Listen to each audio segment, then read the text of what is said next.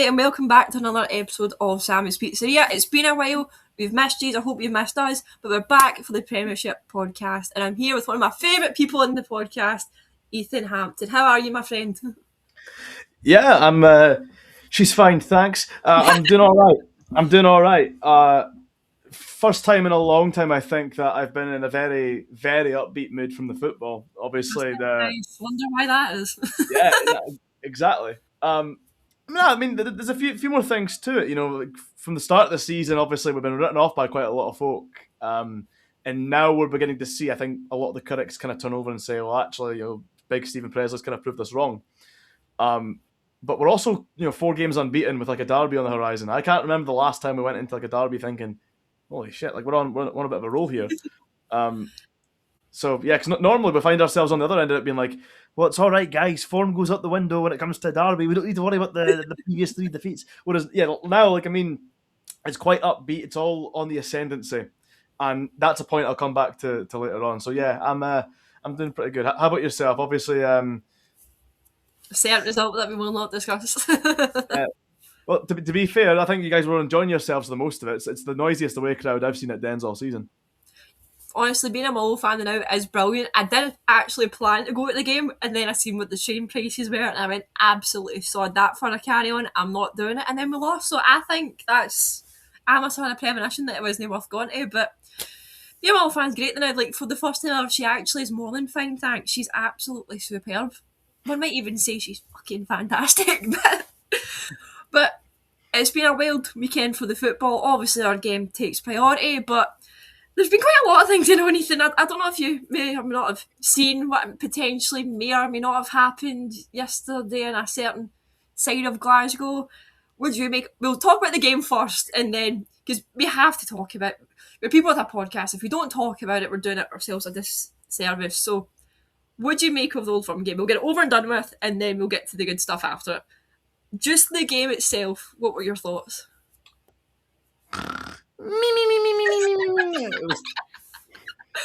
It was boring. It was such a snooze fest, I thought. It's obviously it's the derby that has like the most reputation in Scotland. And the Old Firm fans themselves will kind of argue, it's the greatest derby in Europe and in the world and all that stuff. Yeah, the past few Old Firms I've just thought are so lackluster. They don't really hit as hard as they used to. And obviously the big thing for this was, it was the cup allocation. There was the big away crowd getting pronounced the Broomloan stand. The Broomloan, yeah. The Broomloan, whatever. They've got the whole of the stand themselves. And you think, all right, this might tee up for like a classic Old Firm like back in the days. And no, it was boring. Extra time wasn't much better. And I think on the face of it, obviously it's a bad result for Rangers because they're the ones that got beat off the penalty shootout. But that's 2 Old Firms in the space of 7 days. Celtic had a midweek game in between, and they've chucked a 2-goal lead at home, and now they're out of the cup. So the bright side from like the Rangers perspective, I guess, is that now it's only the league they have to concentrate on. But that will feel like a punch in the gut. Whereas Celtic, they've at least got some sort of momentum to carry on with, at least psychologically. Because, yeah, I mean, it goes without saying, the main highlight of the whole thing was down to the pitch invasion afterwards rather than the game itself.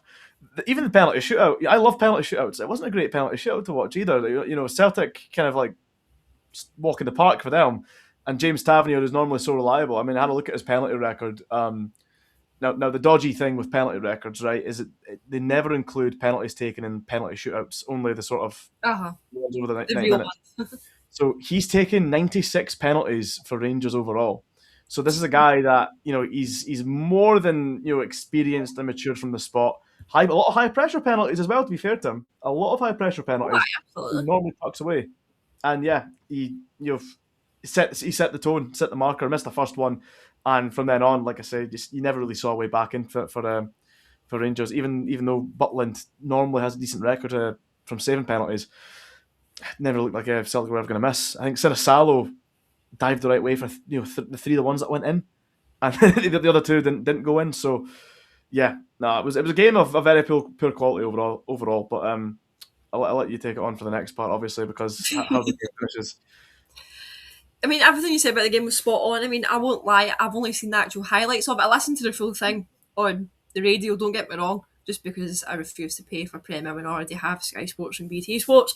But honestly, even on the radio, you could tell so hard. Like Andy Howard, I can't remember the other two guys were on comms, but they were doing for BBC Scotland. They were trying so hard to make it sound interesting. You can tell even they were like, just skip to the good bit, give us penalties, give us it, just whatever, just skip to the good bit and give us a goal. Even listening to it, it sounded bad, but at first I was like, oh, maybe that's just because it's been on the radio, you're not actually seeing what they're seeing, and then I watched the highlights, I was like, oh no, that was as good as it got, okay, cool. But yeah, as you kind of said, a certain thing happened after the game that kind of grabbed everyone's attention. Now, if it wasn't clear, wrong side, if it wasn't abundantly clear, me and Ethan don't have any horses in the race. That's a Dunfermline, no, not Dunfermline, Dundee even, badge in his hat. This is Oh, we're all Dunfermline in the next round of the cup, but anyway, we don't have a horse in the Old Firm race. We could not care less. There's no bias apart from we hate all of them. That being said, the scenes at full time, it was horrendous. There's no way to condone that. And some of it, you could argue it's funny, but the fact that a coach from Celtic side was actually, I think he was punched, if not maybe kicked and tackled to the ground. There's conflicting reports about that one. There's been 9 people so far as of 6 o'clock tonight when I read this before I finished work. There was 9 people arrested as of, again, 6 o'clock on the 9th of March. A lot of them are also people our age as my dad. And if you don't know who my dad is, he's in his 50s. So it's not as if it's all just the young team going out and causing bother. It's elder guys that beyond know better. They should know how to behave at that age. I mean, don't get me wrong. We're both like in our 20s. We know how to behave better. So the age isn't always an excuse, but it's frightening when you see guys at that age having to do a weekender and phone their missus up and be like, oh yeah, I'm in the cells, what for? Or tried to punch Martin Neal. It's like, come on to hell. Flares getting thrown about from one side of the pitch to the other. I'm not going to sit here and say one side started, the other side ended. I don't care who started or who finished it. It should never have happened in the first place. What I will say though, Police Scotland came out with a statement earlier on today and they said, we felt as though there was sufficient police for the game. We are happy with our response to the matter. Now, if all that kicks off with about 7,000 odd Celtic fans at Ibrox, how come that doesn't kick off when there's 25,000 at each one's at Hampden? You will get some baller, obviously, that maybe just doesn't get reported, it's not to the same extent. But how on earth have they become that wound up? When, let's be honest, I don't know if you knew about this, Ethan, but did you know about the rules about when Celtic fans had to arrive for the game or anything like that? I'm not aware of the rules. I've only kind of seen the video of the fans kind of all piling in to the turnstiles, and that to me kind of made it look as if some of them are kind of snuck in. Oh yeah, The fact they absolutely have. Yeah. Because it happened at Fir Park last season. One of my friends actually works in the turnstiles. Funnily enough, it's my favourite friend of yours. It's Leah. She works in the turnstiles at Fir Park, and she had that exact problem where Celtic fans were pushing through, and they had nothing to do to stop them. And yet, Motherwell stewards were called all the band names. So sorry, I had to sneeze. I missed it. But Motherwell stewards were called all the band names under the sun over Twitter, Facebook, you name it, because they tried to stop the Celtic fans pushing through by forcing the fire exit doors closed. And they're, oh, what if there was a fire? What if there was this? Yeah, but whose fault is it that they're having to forcibly close them? So, again, it's one of those things. But the rule for the game on Sunday was Celtic fans had to be inside Ibrox for 10 a.m. The game didn't kick off till 1. So if we play the game, right, let's say they're in the stand for 10 a.m. Not allowed any alcohol. You can get food from the concourse and that, fine. And we're going to have to assume that they were searched. Probably not to the extent they should have been, because people are pushing through, and that would become the main priority over searching people. But again, we have to assume a good amount of them would have been searched. So any alcohol, pyros, anything else in between should have and would have been took off them. How on earth, after, call it 5 hours by the time the game gets played, after 5 hours are they that frenzied? You can't blame that on alcohol. I'm sorry, you can't. Because even if there's a chance they've snuck it in with them, they've not. You cannot bring in enough for a 5-hour game to be that level of like decision impairment to kick in. Those people knew what they were doing. Even there's three bodies for me at fault overall. Yeah.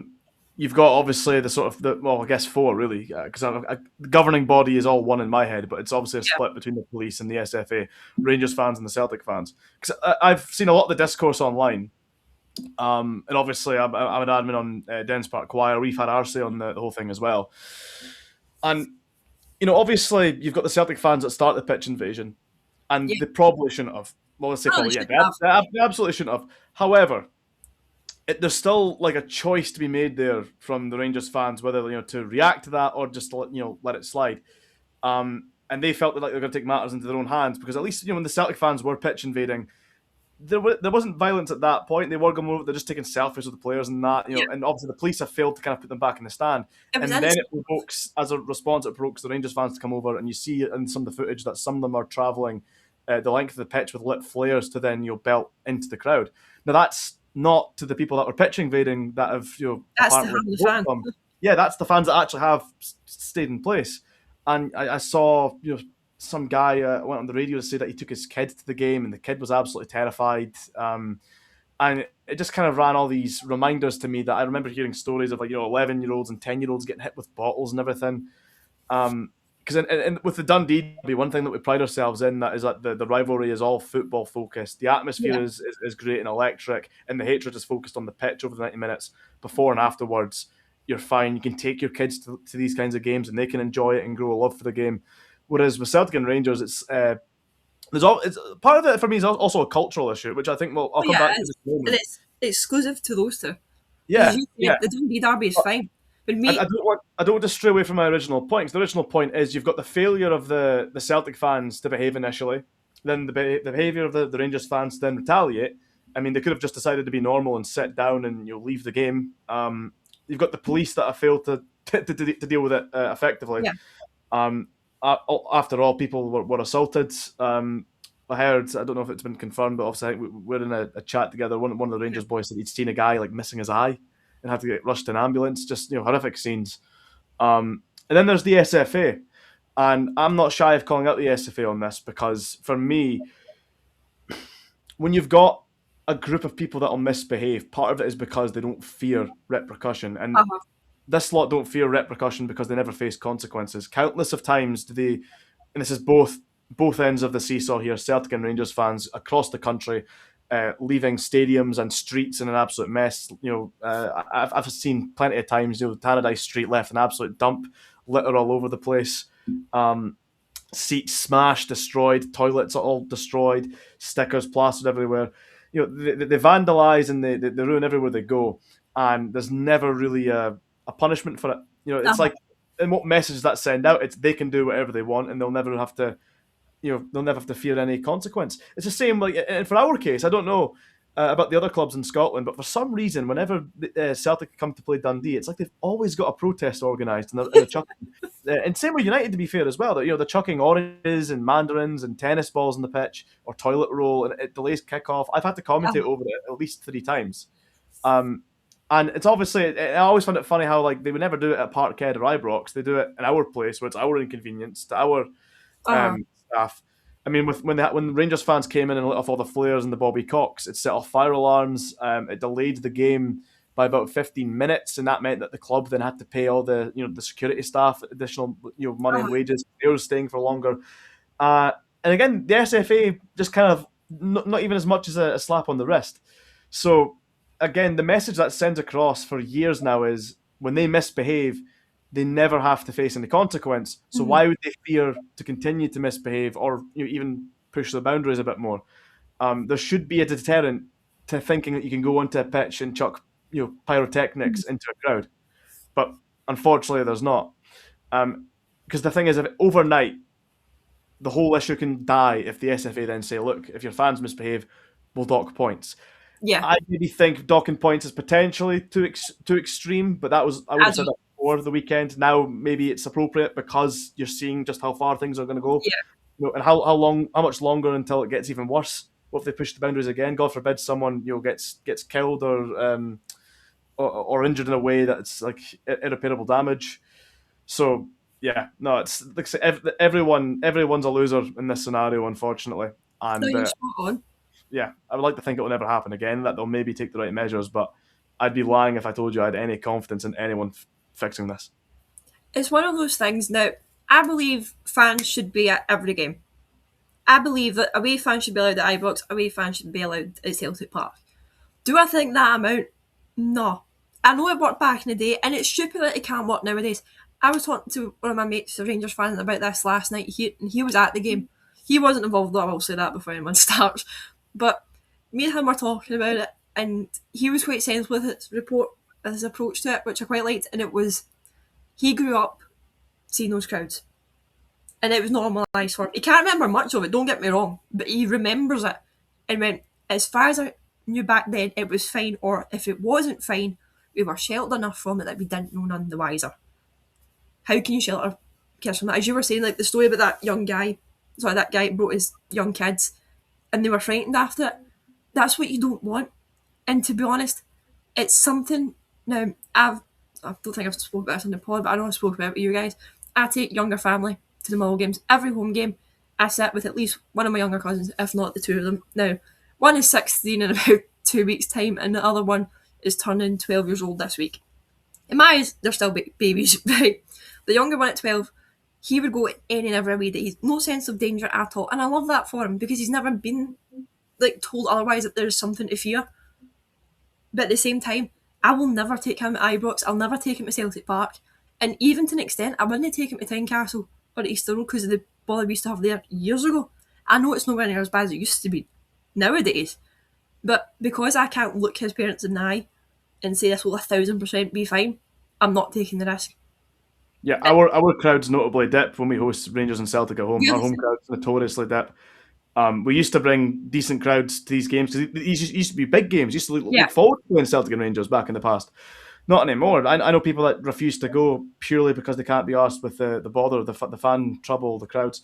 And there's a lot of vulnerable people that don't feel safe. That's the elderly. People fearing to take their kids and that. We've had run-ins with Celtic where they were chucking flares and fireworks into the Derry. And again, from what I remember, nothing came out of that. So they pushed the boundary, nothing happens. Yet the police are on our end, making sure acting like the Gestapo, making sure we're in check. When the ones that are actually misbehaving across, they're too cowardly, exactly, to deal with them. And I feel like there's way more examples as well. For me, and I don't want to take this into any kind of political direction or anything, but with the minute silence that Celtic break all the time, that's always rubbed me the wrong way, and it's always rubbed me the wrong way as well that there's never any repercussion for that either. Everyone looks to have a basic marker of respect.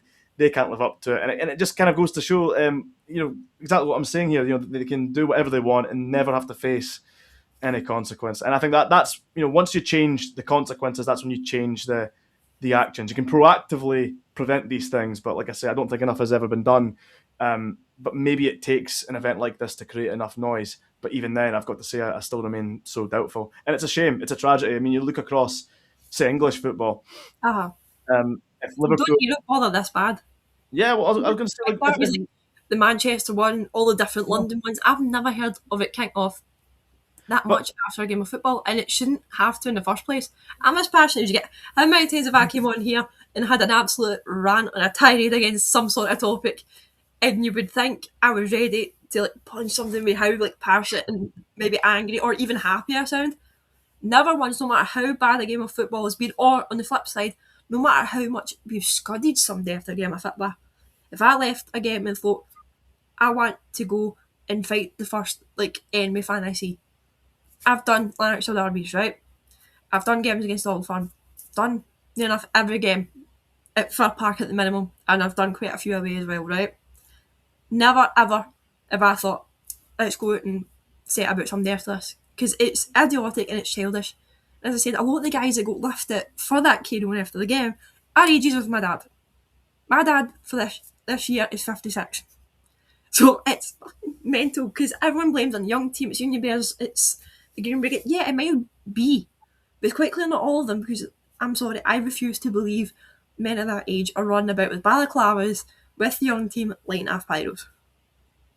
I think you'd be surprised. I think there's a lot more heads than you think. There might be some, but there's obviously some guys that obviously will not be doing that. If we're being realistic, they shouldn't be, but there might.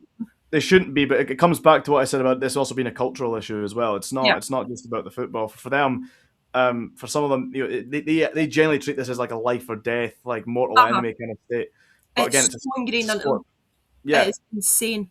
I mean, a perfect example is my mum works in Parkhead at the Forge Market. Shameless promo here, I know, right? But she works at Parkhead in the Forge Market. Done that for about 10, going on 11 years now, right? They have seen kids that if they see like anything to do with like Rangers or Celtic, like anything to do with them on show, like a calendar or something like that, whatever, just talking about, the parents will encourage the kids to try and damage those items, forgetting that this is things people are like, trying to sell. It's bred into them from the start, and I get it. Rivalry, hatred. You've heard my comments about Eardries and Halanakis, right? Don't have a good word to say about them.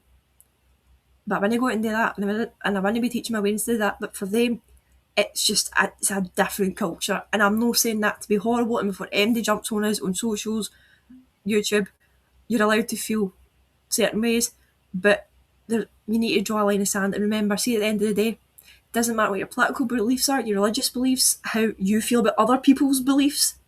It's a game of football that will last between 90 and maybe 150 minutes. You include penalty shootouts, extra time, whatever. It is not that deep. Do you seriously want to get a criminal record all because 11 men on the pitch pissed you off? I'm sorry, it is embarrassing. And folk need to take a hard look at themselves. And I know straight away after me saying this, folk like, oh, Blocky do this, Muller fans do this. Yeah, I'm not saying that's right either. But what I will say is, as you say, it's a cultural thing. Folk want to be the ultras and that's fine. Do the banners, the drums, everything like that. No issue with that. Have safe pyro, fair enough. But don't be lighting it and chung it at people. Because all it takes is for that exploding to take somebody's head off. Because let's not beat about the bush. That can kill people. and And by the way, that. there's also a conversation to be had, I think, with the media, because when you think Yeah. about the divide of Celtic and Rangers, that's what people everyone says. Oh, it's a religious divide, it's political divide, etc., etc. It's like they try to sell it based on that. It's Aye. encouraged. It's put in a positive light when it really shouldn't be. I mean, I'm all for one for embracing your own culture, your heritage and that. But why you got guys, as you say, you're going to watch 22 men kick a ball around. Why are you still on about the Jacobite rebellion that died like 300 years ago? We're not in that age anymore. We've got new modern issues, and yet these guys are all sitting in the past. And for me, I've always felt it's a very forced thing. It's a very forced issue because ultimately, the core base of Rangers and Celtic fans are still Glaswegians. They're all more similar to each other than they'll ever care to admit. They're probably more similar with each other than the rest of Scotland are to them. And yet, despite this, they need to play on this whole thing. I think I said once before, if one side vowed that they were going to start eating shit, the other side would vow to start drinking piss just to be the polar opposites. You know what, I was going to say that myself, but without using that analogy, it'd be like if someone said free puppies and like to all orphans across the world, the opposite side would be like, no, that's not. Let's give them all cats and they're allergic to cats just because we're disagree with it. And it's like that. Come on, you could tell them the sky's blue and they're like, no, it's not, just to prove a point. And I know fine well we're going to get a lot of heat for the stuff we've said here, but all you have to do is take the Union Jack or tricolour glasses off and actually look at your fellow supporter and your fellow enemies. Because hold them we accountable. all know people ourselves that act like that in our own personal lives. And we're not going to name and shame them, obviously, but I know far too many people like that. Never mind the idiots on social media, everything else. And it's frightening because they said this on Super Scoreboard tonight, because I was listening to it before coming on here. It was that Roger Hanna guy for the Sun that was on it, and he said, in Scotland, we all condemn it. We can't stand it. We isolate it to a Celtic Rangers problem. The rest of us we're normal, I promise, right? We don't do shit like that when things don't go our way. We're sorry. Like, do not tar us with the same brush. And it kills me to say it, but see, if we're being realistic, outside of Scotland, we know far too well eyes are on those two. They are the representation of Scotland to a lot of people that don't know a lot about Scottish football. And that's what worries me, is because a lot of the stories about this game made the normal news. It didn't make just sports news. So a lot of people will be like bad at us, and that's where I was going. My point was Roger Hanna. He works for like the Sun, stuff like that. Came on Super Scoreboard tonight and went, yeah, we're all being able to call out, but talking to my colleagues down south, they're saying it looks bad on us. And I get where they're coming from. To those that aren't in the know, they see that as the biggest derby in the world, and that's how people behave afterwards. They're going to automatically make assumptions, rightly or wrongly. You can argue all day, and we kind of basically have already. But that is unfortunately what it kind of comes down to. And I ran a Twitter poll yesterday because again, I was kind of alluding to it earlier. A lot of people be like, "Oh, people are full of drink. They were doing this. They were doing that." Again, the timeline I let out. Say the fans had been for 10 a.m. Right? Again, most of them would have been searched, or those that could have been searched before the charging through the gate started. Anything they would have had on them should have been discovered and taken off them. They weren't allowed in the stadium beforehand to set up any tifos or that, meaning it's not even as if they could plant stuff around the ground. And even if they had tried that, stewards, cleaners, everybody in between probably would have fun it and got rid of it themselves. So they can't blame alcohol on what happened in the stands. Because technically speaking, you can't buy a drink at halftime, you can't get it in the concourse. Anyways, even if it's not Old Firm Day, you can't up here. So we can't blame alcohol for it, but we know fine well this will be an excuse to not allow pints at, like, I don't know, Clyde versus Stranraer or something like that. Because of Yeah, the I mean, I was going to say something on that, Jenna, because I know that before all this kicked off, the Premiership was actually feeling quite a bit encouraged about bringing it all back. That they're getting a bit more lenient with alcoholic games. Like Motherwell, one of the clubs doing a trial. we We did it were, with Kilmarnock and it went brilliantly. It yeah, was only sold in the Davy Cooper stand in the away end, do not get me wrong. The club didn't tell people that beforehand. So I rocked up to the Villa O'Donnell, went down to the pie stall, spoke to the lass, was like, right guys, so what's the pint situation? What we go? And they went, Davy Cooper only. And I was like, sorry, what? We yeah, weren't told it was just. I mean, looking back, it should have made sense because whenever we've done a semi final at Hampden, they open the Cooper beforehand and create a fan zone in the actual stand itself, and they'll sell drinks and that at it. And it's a real laugh. There's no bitterness. That's a family friendly, but face painters and everything. It's great. And again, more stuff like that can happen. And again, it's a personal preference. You don't have to drink. I think if you can't survive 90 minutes of football without a drink, there is something seriously wrong, and that's something you talk to an addiction counsellor about. But at the same time, those of us that like a drink and can be responsible, we shouldn't be denied the opportunity to do that because of these idiots in Glasgow. yeah, exactly. I mean, for me, it's the 1980 Scottish Cup final was the one where they decided to ban it. They blamed it on alcohol because there was the riots.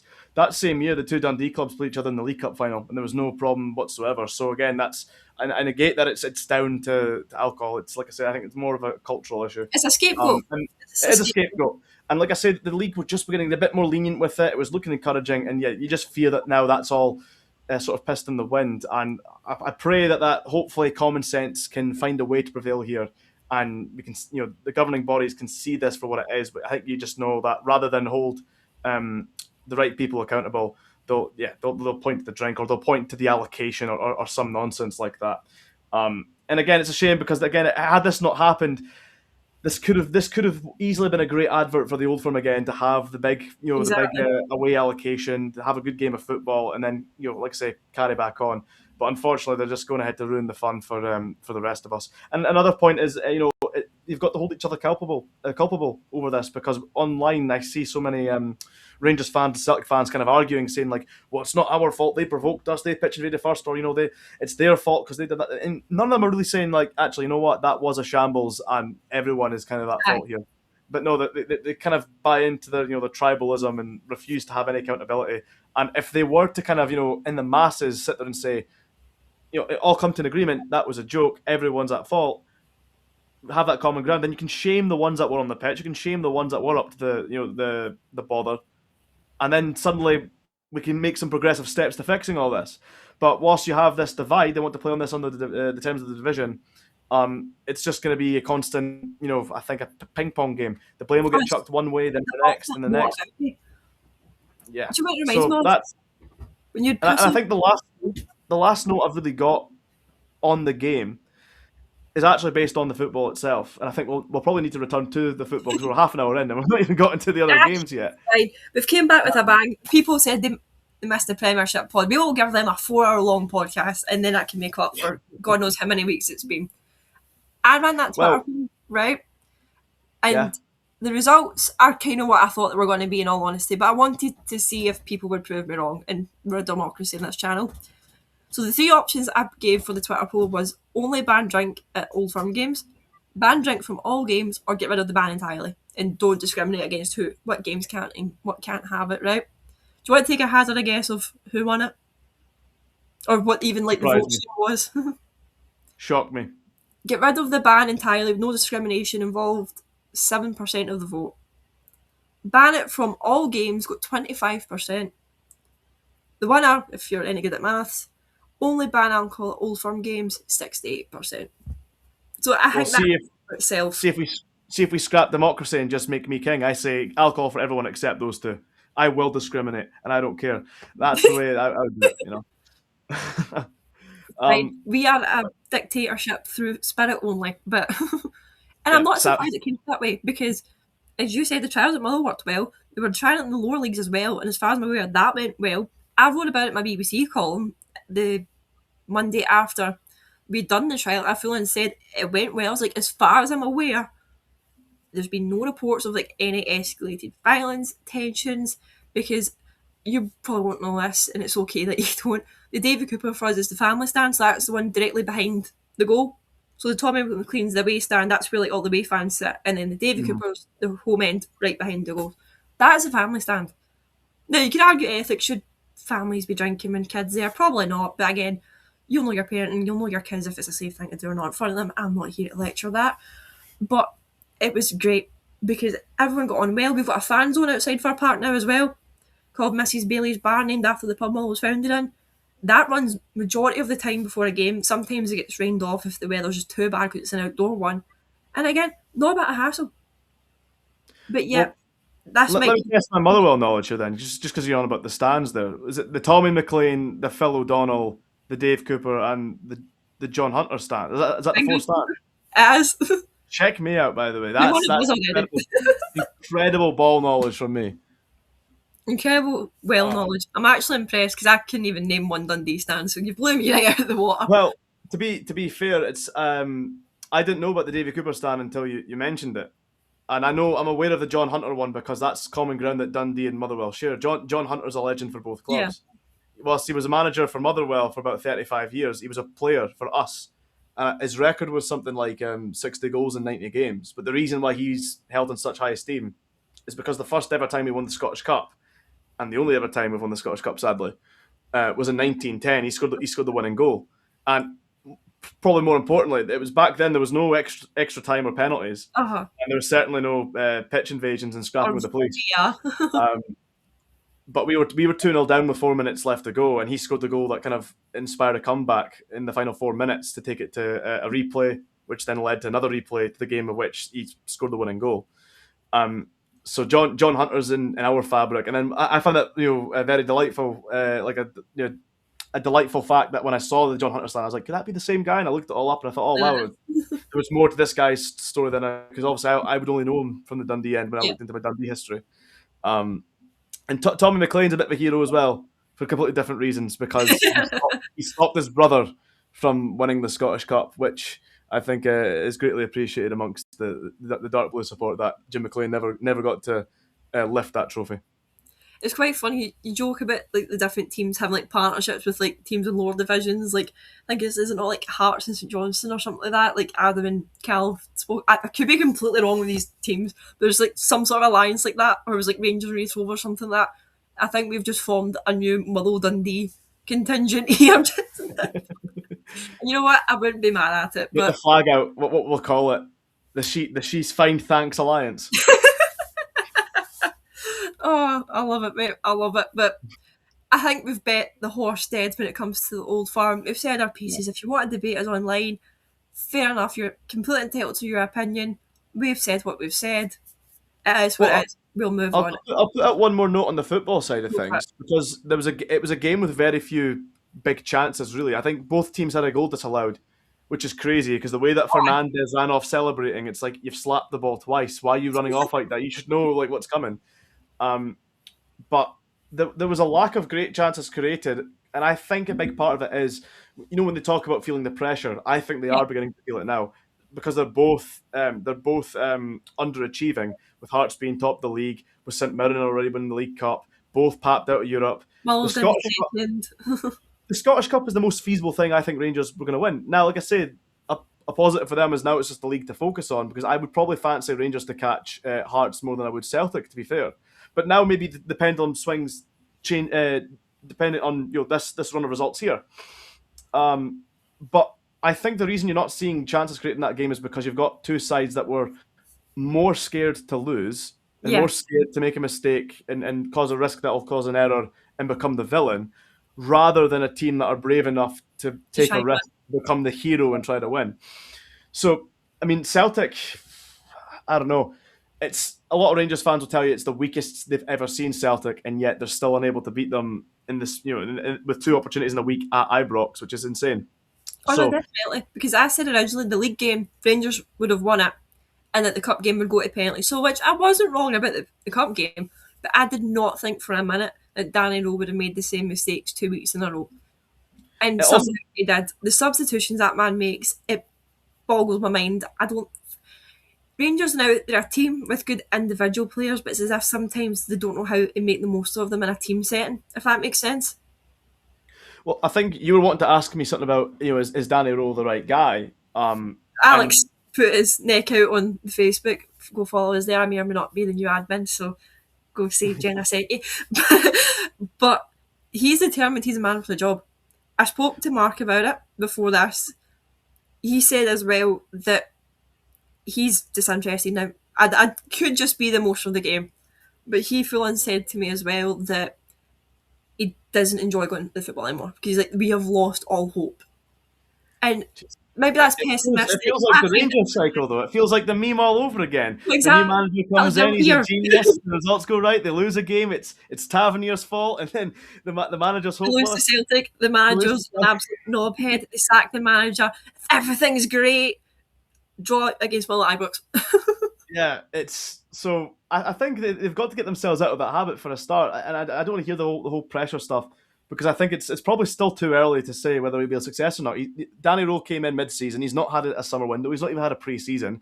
We've got to up in the era of giving managers time and seeing things work out. And you look across the map, I think football's always working in trends, Yeah, and backing a manager and giving him time is one that's refreshingly beginning to come out the creeks again. When you look down south and you look at Arsenal, you see what happened with Mikel Arteta. You saw Manchester United had the statement about wanting to keep Ruben Amorim for 3 years, to build on something. Then, of course, they've blown that out of the way by yeah. sacking him. But I think that was a bit more political than we maybe realise. In Scotland, obviously, I mean, look at Dundee. Now, granted, it's not like we've given Stephen Pressley like more than a campaign as of yet, but it was a very rocky start results Oh wise. yeah. He was backed, they trusted the process, and now we're beginning to kind of bear the fruits for our labour. By beating the title chasing Steelmen that have already Yeah, won the league apparently. yeah, no, exactly. So I think in terms of Rangers and Danny Rowe, they've got to stick with him. They've got to back him. I mean, you thought this guy was good enough in the first place. I think he still has plenty of credentials as a coach. He's coached at a very good level with Bayern Munich. As a manager, he done a very good job with Sheffield Wednesday against some very negative circumstances. The players there talk about him in a very high regard. I think even if Hearts go on to win the league, you look at Rangers and say, well, look, this season was effectively a write-off ever since Russell Martin got sacked. Let's give the guy the summer. Let's give him a chance to bring in his own players, his own pre-season, and then see how you take on from there. You can't. It's not sustainable to be sacking managers, every couple of months. So It's not because look at Aberdeen, they've got the exact same problem. I put yeah, it on like kind of one of the things that we're going to talk about. Surprise, yes, these are pre-planned in advance, but Aberdeen are basically like a budget Rangers now with all the problems they're having. Do you know what I mean? Like it's the same issue. They've got their own cycle. It's like get a new manager. He's superb, not bad running in the league. Oh no, drop points, disastrous result. Sack the manager, rinse and repeat. And they're just a budget Rangers at this point. But see, at the same time, so are we, because we had the exact same start of the season as Rangers, which I think is hilarious. We drew the same amount of games. We won the same amount originally, and I think we'd lost roughly about the same, if not, we'd actually lost one or two less than they did. And that's what made me laugh so hard, was like, everyone's like, oh, Motherwell are so great, they might be challenged for the league, they might be doing this, they might be doing that. And it's like, we're getting hailed for the exact same results Rangers are having. Everyone's like, sound the alarm. Oh my God, it's a disaster. Wake the up, King Charles. Get him to come down here, motivate the players if we have to. Like, this is a disaster. Get the white horses out. Like, it was meant. But I found it so funny going, really? If we're so good, then how's that bad? And yeah, the pressure, the standards are different. Yeah, whatever. But this season, it's been so enjoyable because Rangers and Celtic have been so shit. Let's not paint it otherwise. Hearts been good. Don't get me wrong. You've been great. But we are capitalising. Us too, and even Falkirk and Hibs to an extent as well. They are capitalising off a shit Celtic and Rangers. And you'll know if I'm right or wrong here, so please correct me if I'm wrong. Did Brendan Rodgers resign after you guys bet them? Or was it shortly after? Just after, I think it was after we beat them, they got beat off Hearts, and then it was the That was it. defeat of That was Hearts it. as I knew there was well. a game after it, but I couldn't remember if it was a European game or if it was a Yeah, normal league game. But that in itself says something, do you know what I mean? And let's be honest, I'm going to say this, and I know there's no way to prove me right or wrong. I reckon though, if Brendan Rodgers didn't walk, Celtic could have actually won the league. I don't disagree with it. I don't disagree with it That's because I because think Hearts capitalised off a shit Celtic board. I Not a shit think Celtic yeah, team, shit Celtic but board. the camps down there as well, I think, are so overreactionary. Ultimately, Brendan Rodgers is a manager with this is a guy that has his Premier League pedigree, and I'm not talking about the fact that he was just a game off winning the Premier League at one point. You look at the job he did at It's Leicester as fact, well. though. Yeah, Do you know what I mean? It's fact. he was a manager of real pedigree. They had obviously some big hitters brought back over the summer, or even 12 months if you include the swap deal between Jota and Kyogo. Unlucky that Jota's been injured. They've got Tierney back, which I think is a great signing. Kasper Schmeichel, I think, is now fallen out of favour, but the fans will probably forget. These guys are not on cheap wages, and Yeah. Brendan Rodgers, I think, was the highest paid manager in Celtic's history. So for all the talk of oh, they don't spend enough, if they're going to be fair, they've got to say, well, do you know what? They're spending quite a lot on the Just on the not in what wage you front. think. Yeah, you don't need to buy a player for 20 million to be investing. They're investing heavily on the wage front, like I said. Now that's not to say that they don't deserve criticism. I think you Oh look no, at they some. absolutely do. Like if I was Yeah, a Celtic fan and my team had the transfer window they had, I'd be shark throwing as well. yeah, and I mean, now it's easy to say now. Oh, if maybe they didn't sack Brendan Rodgers, would be onto something good. I don't know, but I think when the sun sets, the way I look at it was you had a guy he's got the pedigree, he had the experience, and on one hand they were blaming the board for not investing, and then on the other they were saying it wasn't good enough from Brendan Rodgers, and I felt like, well, you've kind of got to pick one or the other. Is Oh, Brendan Rodgers, is he dealing with a bad hand, or was it the manager's fault? Because when Martin O'Neill first came in and they started winning games again, funnily enough, it was all great and dandy again, and the board protests suddenly came a bit more to a halt. So it's all results driven, yeah, we're obviously. a fickle bunch of So, fans. yeah, but in the case of Celtic, I think they would have been in better hands if Brendan Rodgers had stayed. But again, you never know exactly what's going on behind the scenes, because from what I recall, Brendan Rodgers made some claims that were vastly denied from the guy at the very top. And it was a bit of a mental statement from the club to be That given, was one of the effectively best calling ways Brendan Rodgers a I've liar. Yeah, because it, what I it, want to know is that must be run by like lawyers to like get that approved to put out there. I want to see the unedited version. I want to see the unredacted, unedited version that the Celtic lawyers were originally sent from Dermot Desmond going, this is what I want to say. Do you know what it reminded me of, right? Like that one couple you probably have like Facebook and Instagram that breaks up and gets back together like every couple of days. Like, yeah, explosive thing, be like that. Like, our Tommy, he's cheated on me again. He's got your standard in the lane. He's a nice user. He's been doing this. He's been doing hard. He's been doing this. And the next day later, it's like, just me and my hobby from now on. I fucking hate her. That is. yeah. My world, and it's the earth emoji and the lock and everything. Like, Oh, yeah. yeah. And like, like holding hands. Let's see if I can hold hands with Salmon at the corner. Yep.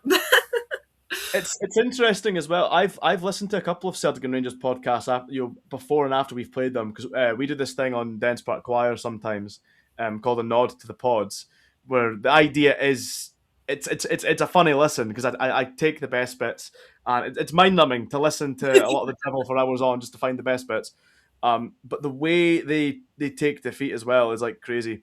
one of the Rangers guys says something along the lines of being like, listen, I'm at this stage where I'm thinking to myself, what is the fucking point anymore? Like, really? And at that point, it was like, wow. Never mind the podcast. That was 3 games into the league season, by the way. That was 3 league games into the season, and he was saying, what's the point in following the club anymore? And I'm thinking, Jesus, man, that's incredible. And of course, with the Celtic one, there was some guy that said something along the lines of, like, you don't understand, with Celtic fans, these results hurt. They actually hurt us. As if to say, we're the only fan base of all time that feels emotional, like on the brink of defeat. That I just think, come back to me when you've watched your team lose 7-1 at home on Halloween, when you are the only home fan left in the stadium because you physically can't leave because you're in the press box for the game. Because that happened to me at 19. Watching us play Rangers at Halloween, they destroyed us 7-1 with a man sent off and everything. It got to the point where scoring goals that frequently, I was writing about like goal number 4 is like the 6th one went in, and I actually missed the fact. I can't remember if it was Stephen O'Donnell or Bevis McGavin. It was one or two of them got sent off. I didn't even freaking realise it because I was trying to catch up with the goals and missed. It wasn't until after it, like the editor at the time, like for the qualification one, went, yeah, you never mentioned the send off. I was like, huh? Because there was that much shit going on. And I swear to God, at full time, there must have been about like 5 Well fans left in the full of our park. And I was the 6th one in the press box because I physically could not leave. I had to stay till the end. And that interview with Graham Alexander, I know at the time when that happened, the whole Sligo fiasco hadn't happened and we actually still liked the guy. But see, in that moment, honest, he looked like a broken man. And I also felt like a broken man after it. Like, when they say results hurt, again, come back to when you've had to face that pain. And you can hear their fans laughing at you, and you're sat there next to the Rangers media team as well, feeling like that. Oh, it's cool. Every time you touch the ball. I'll say my last thought on it before we move on to the other teams, because for me it's like obsessed, aren't we? Yeah. No, I'm fine with it because I feel like, at least in this case, we're brave enough to be saying this sort of stuff. I feel like other podcasts and that, they're kind of just, they wind their neck in like little turtles, and they don't want to call people accountable or whatever. In this case, with other podcasts, I'm not an open book. Oh, sorry, no, I'll rephrase that. I'm not an easy read, but I'm still a bit of an open book. I kind of always say what I feel. A big part of the DPC page is me and Jake expressing ourselves, and I say, oh, look, there's obviously a line in the sand for things, but don't be afraid to speak your mind. And when it comes to the Old Firm stuff, we've been pretty vocal in saying, they don't know what shite is. They really don't know what shite is. In my living memory, recent memory, Celtic have won a treble or something, and Rangers went through a full league season unbeaten to claim the league. It's like, that is like, I will never know like an ounce of that probably in my lifetime supporting Dundee. And they have the gall to act as if they're the ones in crisis. They're the only ones that know what pain is like when they lose football games and all that jazz, all that nonsense. What I will say, though, is they're both going through different stages, different phases of trying to find stability. When I talk about giving managers time, I probably should have went with Steven Gerrard, because he got given the task of winning Rangers a league within a 3-year period rather than instant success. And I think that turned out for him. Like, people will slate him and say, "Oh, he only won one trophy. He won the most important one." Yeah. So the end of the day, like, and again, as you said, unbeaten. They went that full. Made them formidable in Europe as well. You got to remember that. Obviously, it was Van Bronckhorst that took them to the final, but before Van Bronckhorst took over, they were getting results again. They were on the stage. They were looking decent. It was a work in progress. Gerrard built the foundations that Van Bronckhorst ran with, and I've said on this podcast before that I think a big turning point in Rangers' fortunes was when they sacked Van Bronckhorst. Had they given him again the same idea as Gerrard, 3 years, we won't. If you have a bad run, we'll back you. I think that would have worked out for the best. I think they had a really good manager with him that was tactically diverse, that could approach a European game very well. And whenever I speak to Rangers fans, especially the ones in our pizzeria group, they instantly say, "Oh, but he didn't win the league that season." And it's like, well, yeah, you weren't really expected to either. Celtic do have an upper hand on you guys. You won the one-off. Now you need to get some stability, rebuild yourselves up again. And now you're in constant circles. If you just stick with something, let it kind of play out, see if you can bulk his muscles. But no, just like I say, patience is it's lost in modern football. But I like to see it in some areas coming back in. And for me, that was a massive mistake, was when Van Bronckhorst left, because every managerial appointment since then, it's been a disaster. Clement had a purple patch, and then I was never convinced they were ever going to win the league under him. I was never convinced. but you obviously feel that they kind of buy into their own noise because they did have it in their own hands at one point. But I could tell a mile away that it was never going to be for them. And yeah, so that's all really I've got to say. We'll see how, obviously, by the end of the season things progress. I would probably say Celtic are the favourites to win the Scottish Cup now, but in my heart of hearts, I really hope that Falkirk have a surprise for the world. Got a lot of time for John McGlynn, and I got a lot of time for our boy Josh as well. And I think Amarillo is such a catchy tune. So hopefully they can do that. But I think in all likelihood, we're going to see Rangers try and spearhead for the title. I think Hearts will win the league. I hope they win the league. And Come on, come you've already won it. Come on. yeah, Come on.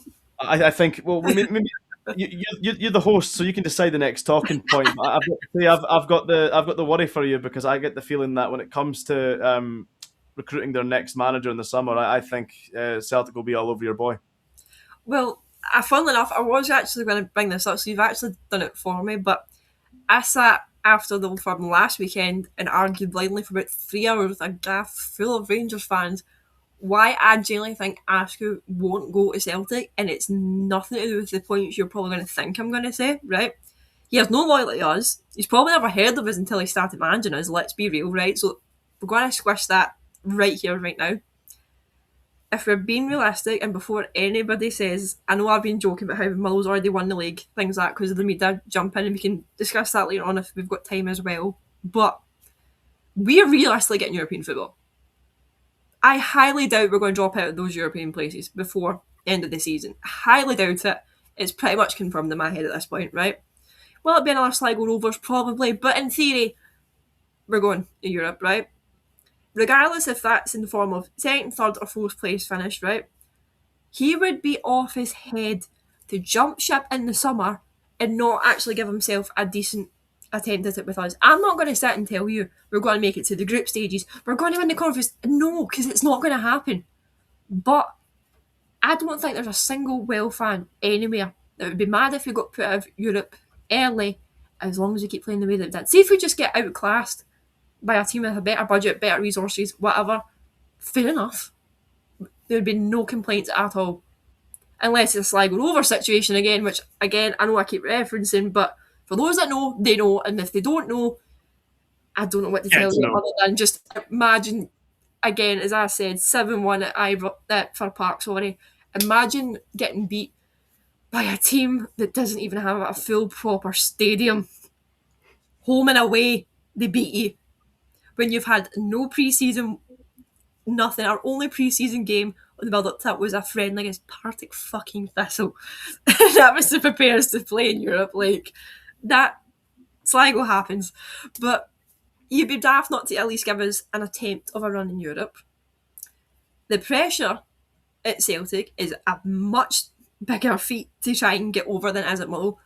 Again, if we're being 100% realistic and transparent, a good season for Motherwell is 2 quarter-finals, ideally the semi, but you aim for the quarter-finals in both cups and a top 6 finish. But you'll even take 7th if you finish with like more points than what 6 has actually got, because if the split didn't actually happen, you'd technically be 6, right? So you'd take 7th, but ideally you want 6th and 5th, right? We club, whatever you want to call it, it's realistic, right? That's what our main goals and what the pressure is for the manager. Avoid relegation, ideally top 6, finish in the 2 quarter-finals, and ideally the semis if not the final, right? If he goes to Celtic, he needs to have won that title by like November, latest. You need to get the treble trophies or else you're seen as a failure. If you don't beat Livingston 8-0, again, you're a failure, because how dare you not squad every single team in the league? It's just there's so much pressure, and even then you can be winning and get results, but still get hounded because you've not bet them by enough. Do you know what I mean? It's like, let's be honest, if you win a game 1-0, you've still won the game 1-0. Look, I would back him. I would back him to do a very good job at Celtic, assuming that the board would actually back him and give him the funds and that. And I get the feeling that they maybe, whether he goes or not. I mean, you're saying you don't think he would, and I'll trust your judgment on that. I'm not really... It's not an example why you might not go, because imagine looking at that game, right? Potentially your prospective future employer, right? Yeah. If you're Jez Breath at Askew and you're watching that on the TV or whatever, or even just reading the reports or speaking to Andy Halliday, since again he was doing comms for the BBC, speak to Andy, how'd it go, wee man? And he goes, yeah, it was a fucking war zone on the pitch after it. Celtic coach got punched or tackled or whatever the hell it was that actually happened to him. Violence, flares, blah, blah, blah. You'd be like, yeah, I don't fancy that, because I don't know about you. If I was interviewing potentially for a new job and I've went to scout them out kind of on the sly and that's happened to their staff members, I'd be like, yeah, fuck that. I ain't going there, because that just screams red flag. I know that's an isolated incident, but again, it's not the first time things like that have happened where like Celtic staff members have been like attacked to like iBooks. I mean, yeah, There's just it, so purely, it many purely dodgy things depends. that It purely depends on perspective, are because he might also look at the job and say, or go, I could it's a leather them. crowd of 60,000 every week. It's European football. It's much more resources, and he'll be on better But money it as goes well. cost. But whatever his motivations may be, maybe that if let's say they do win the league, then there's Champions League football is a possibility too. Oh yeah, it's a Whatever good his price. But what motivations may cost? be, I don't know if he would go or not. But I do get the feeling Celtic will make the approach for him, because it just kind Oh, of they screams will. out nice, lazy appointment. It directly weakens a rival that's so up their street. And I think with him, Stephen Walsh where recalled he, Deal did that already. Never mind taking our manager. he's also got a very good style of football, obviously, with Oh, yeah. Motherwell. And I think with Celtic, at the very least, they do have more of an emphasis on style than previous success. Because Postecoglou was like, everyone kind of thought, who's this guy? They Aye. play a Like, can style that that was compared to the original Brendan Rodgers team, and I think the vast majority of Celtic fans preferred Postecoglou to Rodgers in the first no, spell, they do. which speaks volumes of Postecoglou. So you think about, okay, they cared more about the style, and it was a raging success. When they appointed Nancy, now obviously that did not prove to be a fruitful appointment, because his tactics from the MLS, they don't translate, they don't adapt Yeah. to Scottish football. I think even with his own pre-season in that, I don't think it would have worked out for him. But they went on him based off his style of play. I Yeah. think with Askew, when you look at him, the style obviously works in Scotland. It's worked with Motherwell. I think it would be a success for Celtic, but you would need guarantees for me. You would Yeah. need guarantees, because again, there's that good old saying: you can polish a turd, but it's still a shit. You can teach the team how to play out the back, but you've still got Anthony Ralston playing right back for you. So what chance have you got? I will Um, say this, and I hate the fact I'm even playing devil's advocate with this. People said the exact same thing about Steve O'Donnell. Now look at him. yeah, Manager like prime Cafu. Do you know what I mean? Like he is. There's even talks of people trying to get him on the plane for the US. Which I mean, I'm all for it. I love the man, and I will defend him to my dying breath. If Steve O'Donnell has no fans, it means I have died. If he's got one fan, it means it's me. If he's got 1,000, I'm one of them, right? But I mean, I hope it happens. But like as you said, Anthony Ralston exists, and that man seems to somehow get a Scotland call up before he does. But that's another discussion for another day. But again, it's that whole thing. He would be a great Celtic manager. Do not get me wrong. And it's everything you said exactly. He'd be daft not to have the interview or whatever. But it's yeah, you can accept the job, but at what cost? At what cost to your own psyche, your well-being, the pressure? If you don't get backed, if you're hearing 60,000 fans chanting "sack the board, sack the manager," do you really want that? No. I mean, don't get me wrong. We've done the same. Like, I don't know if you'll remember seeing it on Twitter or how much you'll know about it, but we almost had a buyover. Either I want to say it was like the start of last year. So it was like the tail end of like last season, if not like the one before it. It was like this media company, they were wanting to invest heavily in the club. Everyone thought, okay, this has got potential. And then the proposals meant that the way it potentially balanced out was the Welsh Society would no longer be the majority shareholder, Motherwell, which caused a lot of protest, a lot of backlash, and it fell through. So Welsh Society still control Motherwell, still majority fan owned. Woo. But it was the same thing. But there's a difference between like a couple thousand, like 4,000 at the time roughly, Well fans shouting no, or in this case keep the board rather than sack the board, but you know what I mean. Compared to them saying like no, we want this club ripped to bits and start over again. Because when you hear those chant stuff like that, it must get to you. And it must get to Martin O'Neill. And you cannot let me deny it and tell me Martin O'Neill agrees with everything that's been going on in that club this year. He can't have. See, I don't even know why he accepted the call the second time. See, if I was him, I'd have told Celtic where to go. And like, no, you didn't mark me for the rest of the season before. Look how that turned out. You're on your own. And I know why he doesn't. He's a club legend. He loves the club. I get that. But personally, I'd be like, no, like, fuck yous and fuck the there club. there is something ironic though when you say like, oh, no manager wants to be like taking that abuse every week when the previous Motherwell manager resigned because he couldn't stand getting called names in the stands every week. Do you know what's so funny to right? See with that, right? I actually put out a column blasting the fans that had took it over the line, right?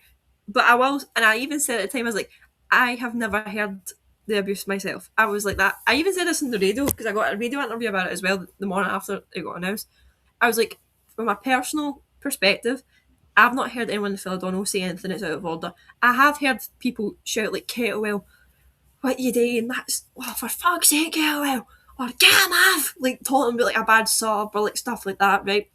I never once heard anyone say an insult to Kettlewell. I never heard anyone shout an insult to Kettlewell's family or anyone else involved with him, right? But again, I sit in the Philadelphia, which is the main stand, so up until this season, there ain't much liveliness there. Am I saying those chants never happened? No, I'm just saying I never heard them myself, and I didn't take part in them myself. Even at away days during the Kettlewell era, I didn't hear any of that either. Now, for away days, I do tend to sit kind of close, like blocky, things like that, because I like the bit of an atmosphere that the away day gives that I don't get for home matches because of where I sit through my own choice. And I still never heard anything that made me go, oh, that's a wee bit out of order. He does have a great name though, because my last trip to Fir Park, I went into the media room and went to go get a cup of tea, and there was actually like a big fucking crack through the kettle, and so I made like the best dad joke of all time, and I picked up the kettle and I turned to the journalist next to me and I was like, Kettlewell, no, it's broken. Now, I'm going to ask you this, Ethan, right? And then we'll actually pick apart the game itself that our teams played against each other, right? And we've kind of, okay, very good. we kind of, I've been poked fun at it and mentioned it in passing. We have been good this season. Let's not pretend Motherwell haven't been. Our game against you is our only fourth loss this season, right? Not including cup games. That in itself, when has Motherwell ever done that, right? Usually we get like 4 losses a month, right? James McFadden said it was when he played for Motherwell, it was like 14-1 for Motherwell just to win a game. Now we're like 14-1 to like finish like top 3, if not top 2. So again, do what you want with that information. Do you think, based on having seen us a couple of times this season now through playing Dundee, have the media hyped us up too much? Or do you think there's some sort of like grey area between us being either Messi reincarnated or absolute rank rotten, everyone's overhyped them, and that they'll get found out eventually? Well, look, I would describe myself as a massive patriot, and the most important part about the country is the people. Take the Saying fire that, glasses as off. much as I love the people, I think a very common thing amongst Scots is we're a very envious people. We could Yeah. be very bitter. We could be These are very jealous. very bitter at certain Yeah, days. we unfortunately, if anyone goes through a period of success in this country, it's always met with like people trying to find the dark clouds in a sunny day. They're looking for something to kind of nag about. Yeah, And in the case of Motherwell, for me, Motherwell played the best brand of football in the division. I think they're more than worth their I'm plaudits. I stopping mean, they this had first. I don't know if it was the best, but certainly one of the best defensive records in all of Europe. At the point when Tony Yogan opened the scoring, it was the first goal Motherwell conceded in the league across 6.5 hours. Um, I don't think they were ever in the title race. I think that was always a bit too much of a Agreed. shout because they would have to overtake. You talk about overtaking 3 teams, and the gap from them to first was always just too significant. Hearts wouldn't slip up that amount for Motherwell to get back in it, even if Motherwell were flawless. So I think there's a lot of people that are quite obviously envious and jealous of Motherwell, and so you're beginning to see a bit of hate come out the cracks and that. That's you'd rather be that. You'd rather kind of be against Oh the yeah, world. we love being the bad guy. I mean, I've tried to tune into Talksport a bit more recently as well. They do the same thing down south now. Obviously, you've got there's a team over there that's top the league, the top Champions League in a cup final, and they're sitting there like slagging them off every week about set pieces and that. And it's like, how is football discourse like come to this sort of bizarre trash talking of like whoever's on top instead of just simply, clapping your hands and saying, you what, fair enough, well done. Like I say, I look at Motherwell, and that was a big win for us on the basis of how good Motherwell had Absolutely, been. it was well deserved. And the previous week we drew with Hibs. Before the Hibs game, I said, look, Hibs and Motherwell at home, I'll take 2 points right now. I'll just avoid defeat against the two of them and go into the derby with a still bit of unbeaten momentum. Now, for us, it's worked out great because we got the point against Hibs. We could have easily won the game. And we're playing Motherwell. And, of course, we did go on to win the game. So, no, to answer your question, I think it's just jealousy. I think Motherwell, more than worth their weight in gold. I think I just have the fear that the manager won't be there for next season. Yeah. I would like to be wrong. I would like to see them, Oh, no, I like same. to see them stay and build. I actually thought Motherwell were going to win the Scottish Cup this season before they got knocked out against Aberdeen. Please don't. Yeah, So I did know. I. So did I. That's the Yeah. problem. But So I'm going to say something, and I can't prove it. But my own personal conspiracy theory is that Askew threw the cup game so we could focus on the league. I'm not saying focus on us winning the league, but to focus on us as getting the highest finish as possible. see, I didn't watch the game, but from what I saw in the highlights and that, and from what I can remember, the cup game against Aberdeen, it was a horrible night against conditions. The pitch was in an absolute state. The Um, sendings off didn't help. Don't get me Yeah, wrong. I was gonna say doesn't sendings off. It just became a game that got so increasingly more difficult to play. I I don't think he threw it away. I think he would or have not liked to have gone as far performance as wise, he didn't, but the team sheet wise, he did. Making 6 changes with majority of them being first team starters getting booted out of the team. Come on. Do you know what I mean? And I know that Matty Conley played a lot of the cup games in the build up to that, both the League Cup and the Scottish. Fair enough, but we don't have the ability to do that. I know some Premier League teams in that down south like a wee rotation when it's a cup game. I'm like, yeah, fair enough. We are not the Premier League. We don't have the capability of that. Like, honestly, and I wrote a big rant about it for the BBC. Again, shameless plug. Go well, read my I'll be tuning in to watch Motherwell whenever they're playing in Dundee aren't, because I think now, as you say, one I of think one I of think us. yeah, the alliance is strong here. The contingent. Contingent. I think, whilst you're right, I think Motherwell will get Europe. They've obviously still got a job to do, make sure Hibs don't gain any more ground. But I think they'll get Europe. Now it's interesting. It's like there's no cup to play for. It's just about cementing that European spot. And it's But high. because you've got nothing to play for now, really, it's also like you've got nothing to lose. So when you do play Rangers and Celtic and Hearts, I think Motherwell are actually going to have quite the significant say on the title race because they've been toe to toe with all these teams. Particularly, I think the last game I caught them was against Rangers, and I was very impressed with how the game went. Although I think did Motherwell win? Did it end in a draw? It Can't ended in remember. a one each draw, but if I'm being Yeah. honest with that game, it was a shambles from start to finish because they kicked it up and down the pitch. They were beyond heavy footed. The ref gave us absolutely hee haw. How Rangers fans tried to claim after that the ref was being biased towards Mullow was hilarious, right? Because since when were the SFEs having a pro Mullow allegiance, right? But that goal that we scored at the death of the game, it was well overdue. We should have been actually beaten about 3-1, if I'm being honest with you. Don't get me, they had a good couple of chances as well. But we had nothing to fear because they came to like our turf, you know what I mean? Usually, and I find this hilarious, like in the past like 2 or 3 years, we've actually got a better record against Rangers at Ibrox than we did at Fir Park. Because we've bet Well, them twice at Ibrox and we've not actually bet them yet at Fir Park in a long time. what about the game at Glens Park then? Because obviously it's not been the ideal result for Motherwell, but for me when I watched that, I thought Motherwell were actually still decent. I didn't think Motherwell had a bad performance per se. I just thought they were really wasteful because there's you can look at it in two arguments for me. The first argument, and I apologize, what I keep saying for me, and in my opinion, I just need to. It's the vocal stems. I can't help but keep repeating them. Oh, your Um, views on your own donut. yeah, Being an employer, etc., etc. Insert Twitter bio but cliches here. when it comes to that game in particular, that there was two frame of minds I was caught in. The first was the amount of chances Motherwell had, but were simply wasteful. A lot of them were in good positions. John McCracken actually had a very fine display for Dundee, maybe his best game for Dundee potentially.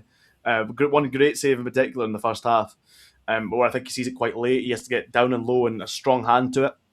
I can't remember who takes the shot exactly, but it was a shot from the edge of the box. It was worked back very, very well. So there's front one where it's just in terms of the final third, it was wasteful. On the actual basis of like everywhere else in the park, I always felt competitive. I felt quite end to end. Yeah. It felt, on the most part, quite an even game with the balance of play, And it was, and if I'm being honest, you're our bogey team away from home. which is amazing because it used to be the other way around. I remember going away to Fir Park years ago, and and it was the season, I think. Did we play Motherwell back to back? And we got knocked out the Scottish Cup, and I was fizzing because Chief G should have been sent off, and Wow. yeah, horrible day. But we went to Fir Park, and Trevor Carson made this world class save against Josh Meekings in the last minute to hold us to a draw. And I remember thinking, like, Jesus, we can go toe to toe with every team, and yet we just can't seem to beat Motherwell. So yeah, it's nice to know that when Motherwell come to town, we're making it a bit of a sticky ground for them, because it wasn't even that long ago they beat us from 2-0 down to win 3-2.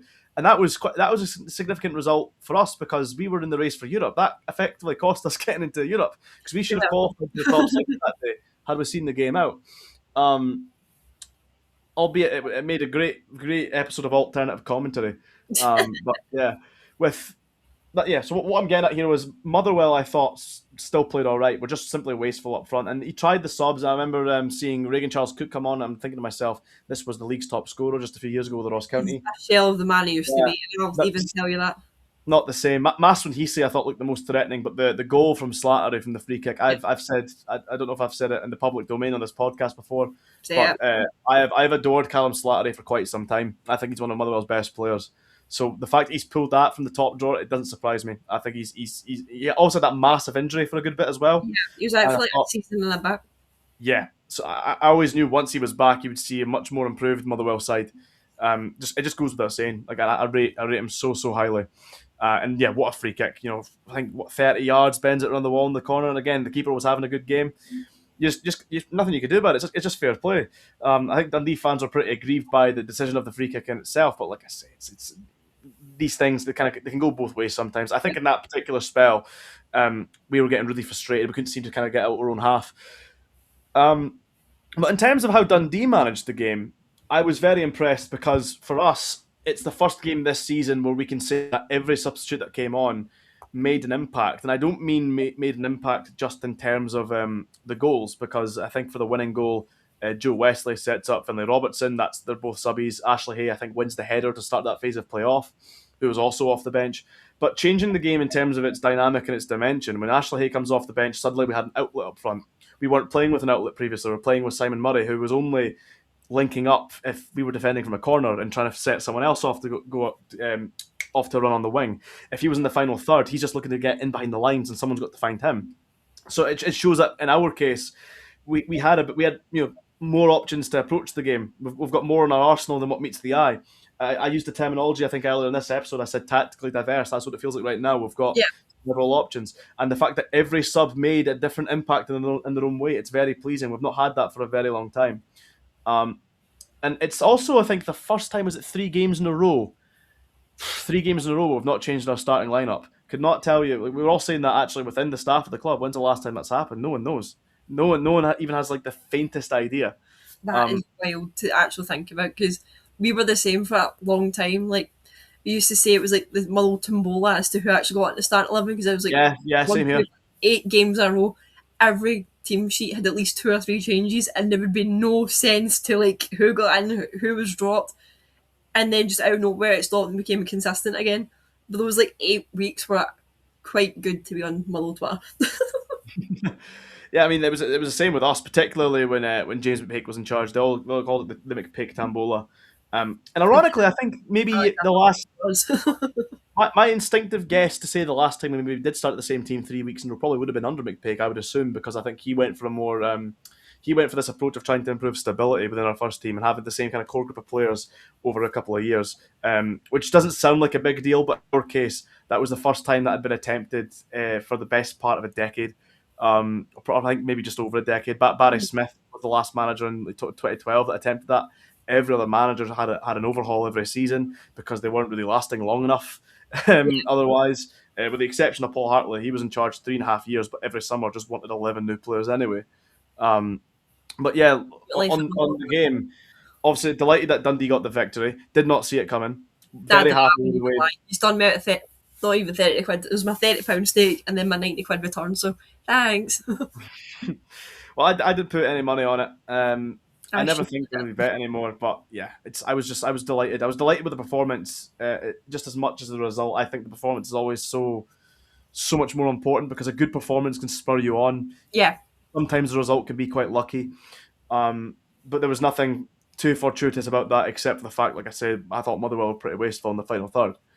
Um, and I've got my own viewpoints on Motherwell as well. I think I've said to you before. I think that Oxborough should be the number one, but I understand that the manager obviously prefers Callum Ward based on distribution, ball at the feet, Yeah. each to their own. I'm much more old school. I think you go for the best shot stopper. You go for who's got the best overall Oh no, package. I agree. Um, And that's why it pisses me off that Matty Conley was our second choice keeper. yeah, Oxborough has been quite injury prone, don't get me wrong. So some of it makes sense. But as soon as he was fit and ready, I was like, why is he not straight back in there? The fact we put him on loan to Dunfermline and now we've recalled him because now Matty Conley's injured. And it's no disrespect to that young guy, do not get me wrong. I'm like 88% certain I was at high school with him, he was a couple of years below me, so it's not personal by any means. Is I always feel bad. See, when I know a player's younger than me, right, I feel really bad whenever I criticise him. It's not personal in the slightest. He is a good keeper. It's just in comparison, he's not as good as Oxford. I don't want that to sound horrible, but it's true. well, listen, I don't know what Oxborough's contract situation is at the He's moment. got I one think till he's 2027, so as in, like the end of 27. 2027, so like we're good for the next like year and a bit. Well, our goalie John McCracken, he's out of contract in the summer, and I think we're in talks to keep him. If by any circumstance, it doesn't seem to work There's out, an he's got 8 Oxford goals going in the around. league. I would be advocating for us to buy Oxborough. I think he's got such a good build as well. Like I remember when I Yeah, first watched him play, it was maybe the first season he broke out. Again, I was reading all the stats. I think he'd broken a couple of records. I just looked at his physical profile as well, and I thought, fucking hell, that he looks like he could be an English Premier League goalie. Never mind one playing in the Scottish Premiership. But I think I'll have Dundee fans listening to this, expecting me to go on a bit more about Dundee in particular because it's the big you are one on Sunday. Yeah, that's we've got Dundee United on Sunday, the Dundee the real Derby, the derby. big derby, the real derby, not this woke pitch invading nonsense. This is the real deal. The most entertaining derby in Scotland for me. I think there's too many snooze fests in the Edinburgh Derby as well. Too many nil-nils. With the Dundee Derby, there's always goals. The pendulum always swings on who's the favourite. I mean, start the season when we played Dundee United, they were the favourites and they beat us 2-0 because we had such a horrible start. They were in Europe. Then the last derby we played them in felt like a turning point because we beat them, albeit it was only 1-0. It should have been 4-0 at half time. We were destroying them. We were better than them in every metric, winning every first, second, third ball. And they were raging about that. They were really, really sore about that. And it's very pleasing. And I thought to myself in that January point, I said Dundee are a team on the ascendancy. Where we're gelling, we're the only way is up. We're getting better with each week, and there was a lot of emphasis on these words in the summer when Presley got appointed. They talked a lot about player development. They talked about this being a slow burner. This will take time. It will not happen overnight. It will take at least 3 transfer windows to get a team up to his standards. United, on the other hand, invested very heavily in the summer over, I guess, a foreign influx of players to accommodate for their European crusade. It didn't really work out very well. They were obviously, I think, they put out against Vienna, but they put up a half decent display across the 2 legs. They took Vienna all the way. But then since then, it's just never really got clicking. I think Zapsford up front for them has been electric alongside the boy Amar Fatah, and it's like they're kind of carrying it on their back, really. And in saying that, Zapsford's been quiet for a little bit now too. So the two of them have been kind of carrying the sack, but the load's getting heavier and heavier because they've got all this sort of indecisiveness. I mean, when Bert Esselink signed in the summer, they were all singing his name like he was the best thing since sliced bread. Now they can't stand him. That derby I just mentioned at Tannadice, he was, well, I think, what was the stat? Bert Esslink's like 6'3". Ashe's like 5'10". Ashe beat him on every single aerial duel, like I think out of 12 attempts. It was something crazy. But in saying that, Ashe, for a guy his size, is a great outlet, great in the air, really athletic. But yeah, they've got this issue where they can't really decide. I think what their best 11 is. They've had to change keepers as well during the season, which is never good, never promising. So they've got their problems to kind of work out. And I think Jim Goodwin should probably be under a bit more scrutiny, considering how well things were going and how they've kind of failed to kick on. They're obviously knocked out the Scottish Cup. That was a good. I know Falkirk are a very good team, but that was a great chance to get to a semi-final. I think they just won at Falkirk a couple of weeks ago. They've got the full stand behind the goal, and they went out without a whimper. Really, I mean, they kind of kicked back a bit in the second half, but they were too toothless. You never felt they were going to get back in the game for real. So going into the derby, it's the most confident I felt in years because, again, like I say, Dundee seem to be on a team on the up. They seem to be a team in decline. Historically, confidence is a fucking horrible thing to have as Dundee fan because it always bites back. Agreed. And I'm actually feeling, amazed that I'm even being as brave to say all this on the record. But I do think, logically speaking, putting emotions aside, logically speaking, I can only see this being a victory for Dundee at Dens Park. Even if United got a draw, I don't think they'd be necessarily happy with that. What the thing for us though is, if we beat them, we go above them in the league. And I said the word turning point earlier. This would be more than a turning point. This would be a real season-defining result that can maybe spur us on. And there's the potential of yet another Dundee derby before the season ends through the split, because I don't think either of us will get the top six. I think it's way too far. I think Falkirk are way too far ahead of us. I think the gap between us and Falkirk at the moment is 9 points. There's only a couple of games left. I just don't see it. Any chance that we had to beat Falkirk when we played them at their place and we didn't. We missed a last minute penalty, and it was brutal. But so the way the derby's shaping up, I think it's fair to say I've looked online. I've seen how both sides of the camp are feeling. In the Dundee side, we're licking our lips at this fixture. On the United side, they're actually beginning to shake in their boots a little bit. And it's all about cohesion. It's all about the team being in sync. We seem to be thriving in that aspect. They're still struggling, and I don't know what their best lineup looks like. I don't think Jim Goodwin knows either. The boy Kamara looks quite decent in midfield. They talk very highly of him. Thon, Pan, Kamara. But, that last derby as well, he had a nightmare. And the strongest part of any team is your midfield. The Dundee midfield at the moment, for those that want to know a bit about how Pressley has changed things around. Gordon Strachan, we talked about an open goal, the emphasis on the wide men, Cameron Congreve, Tony O'Gan, they're the boys stealing the spotlight every week, naturally so. They've got the flair, they create the chances, they get Dundee up the park. But your midfield is the strongest part of any football team, and it's getting the dynamic right is what's important. What we've managed to do is we've got an effective 6-8-10 relationship. Ethan Hamilton was an 8 for the start of the season, and he's a very complete midfielder. I'm not making this a direct comparison. I need to say this for the record. Make a direct comparison. The direct comparison. Be bold, do it. It reminds me of Steven Gerrard at Liverpool, because he was a midfielder that could do it all. He could play in the 6, the 8, the 10. You ask him to do it, he could do it. Ethan Hamilton, nowhere near the same level as Gerrard. Let's just be clear. I'm not saying that. Can I ask you a question about Ethan Hamilton, though, on this note? Yeah. In terms of being all rounded, he's got it all, and of course he's scored. He's now found his scoring boots, and he's scoring a couple of screamers for us. Which he does that on Sunday. He's a cult hero for life. I'm praying for it. With Hamilton, right? Does he look happy? Does he look settled?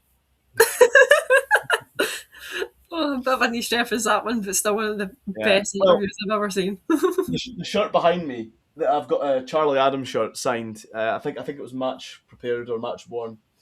On the wall, Charlie Adams scored a belter of a goal in the Dundee derby, and I've been saying all season, I can't wait for Ethan Hamilton to do the Charlie Adam. So I've been prophesizing. I prophesized for the entire season that he was going to score a screamer, and we got that in the Scottish Cup and Celtic. We got it at Pittodrie. That one went viral. The one at Pittodrie was mental. I don't think that will be beat. But I've also still been prophesizing he's going to do it in the derby. He's going to get a pot. So just to see the joy in your face when that text message comes through in the group chat. And it's great because he's got a similar sounding name to me. I get when he scores, I get people tagging me, congratulating me.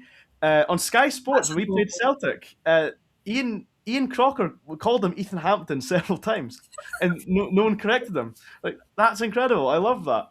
And what makes it even better is the ideal scenario is if Ethan Hamilton scores, Dre Wright gets the assist, or vice versa, because Dre Wright happens to be the spitting image of Jake Shaw, my time with Dens Park Choir. So we're praying that they can link up for one, so we can just go online and take all the credit, basically.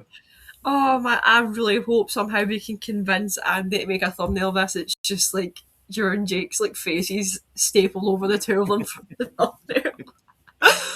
I can maybe do the face swap and send it to him and see what he thinks. You know what? Even the viewers will be able to tell us if that's the final cut of this. If it's not, just know we tried. Okay, we tried. Yeah. So,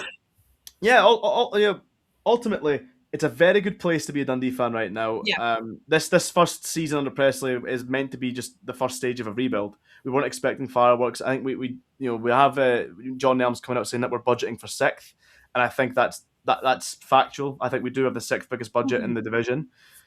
But I do think that internally they did look at this season and say it's all about staying up this season and Yeah, then build on to the next, because we're scrapping everything from the ground under football wise, a whole new footballing department. We're being very experimental here, and yeah, like I say, it's taking its time. We're bearing the fruits, and we've got a couple of assets in our team as well. It's like there's so many likable individuals, and I've seen a couple of older fans say it's the best coached Dundee side they've ever seen. And I think the weight behind that is all the good Dundee teams of the past tend to be teams that they're quite good going forward, but we've never been known to be quite sharp at the back. You think about the Bonetta era when we had the likes of Claudio Caniggia leading the line for us. Julian Sproni obviously was a star goalie, but it wasn't as if we were keeping tons and tons of clean sheets. We're still conceding bucket loads. It was just we were having to outscore our opponents. Whereas now this seems to be a much more of a structure and a shape compared to those previous teams. Now I'm of an age where I think previous to this season the best Dundee team I've seen was under Paul Hartley, and that was a team that scored 50 goals between the front three, but we finished eighth that season in the league. So you know what I mean? It's not the highest I've ever seen us finish, but the best team I've seen for Dundee yeah, finished eighth in the Premiership. That's mad. Um, so now I can probably understand why they have that view, and it's very hard to disagree with them. A big thing for us, obviously, is how many assets can we keep. I'm convinced that we're going to be selling Luke Graham in the summer yeah. for a record-breaking fee. It's just he's just too good for the Premiership. Someone's going to snatch him up. So we've just got to enjoy while we've got him. And again, like Ethan Hamilton, that as well. I think Ethan Hamilton will do well to keep him past the summer as well. He's been exceptional for Dundee this season. He's been our signing of the summer. Between Luke Graham, Ethan Hamilton, and Dre Wright, for me, those are the three that it's a coin toss of who wins our Player of the Year award come end of the season. But look, 1 week at a time. I think we will be safe in the Premiership. We've got more than enough distance. Now it's all about trying to finish as high as we can, trying to win the remaining two derbies, and probably just try and finish seventh, just to lay a marker down for next season, because I think we've got a good nucleus of players to build on. It's all very encouraging. And I obviously I've got a job at Dens Park as well. For those that don't know, on match days, I work in the hospitality sector. I do the lounge hosting. I'll interview former players in that. And then when the match is on, I'm also the voice that you hear. It's not the voice you're hearing right now. I deepen my voice to sound professional because I don't like the way I sound. The same when I commentated. I bring my voice right down to here. I'm surprised you've not done the Kermit voice yet, to be honest. Well, on the tannoy. I would pay good money to watch you accidentally do the Kermit voice to announce a goal or something like that. Well, if football ever picked up on the whole Red Nose Day shtick again, that would be, yeah, maybe I could make Bring some it wiggle room back. for that. Petition Dundee, like Red Cross Nose is by actually number 15, Simon Murray. Yay!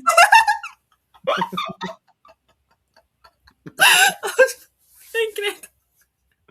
Oh, he's the man. That's just why I like going on the podcast. Oh my! But speaking of little green fellas, Hibs. They, they are also challenging to see if it'll be them or Falkirk that ends up fifth, sixth, or even potentially seventh if you guys somehow pull out a masterclass and they, well, I doubt it. It would be great, but I doubt it. Oh no, it would be hilarious. But they're 7 points behind us, right?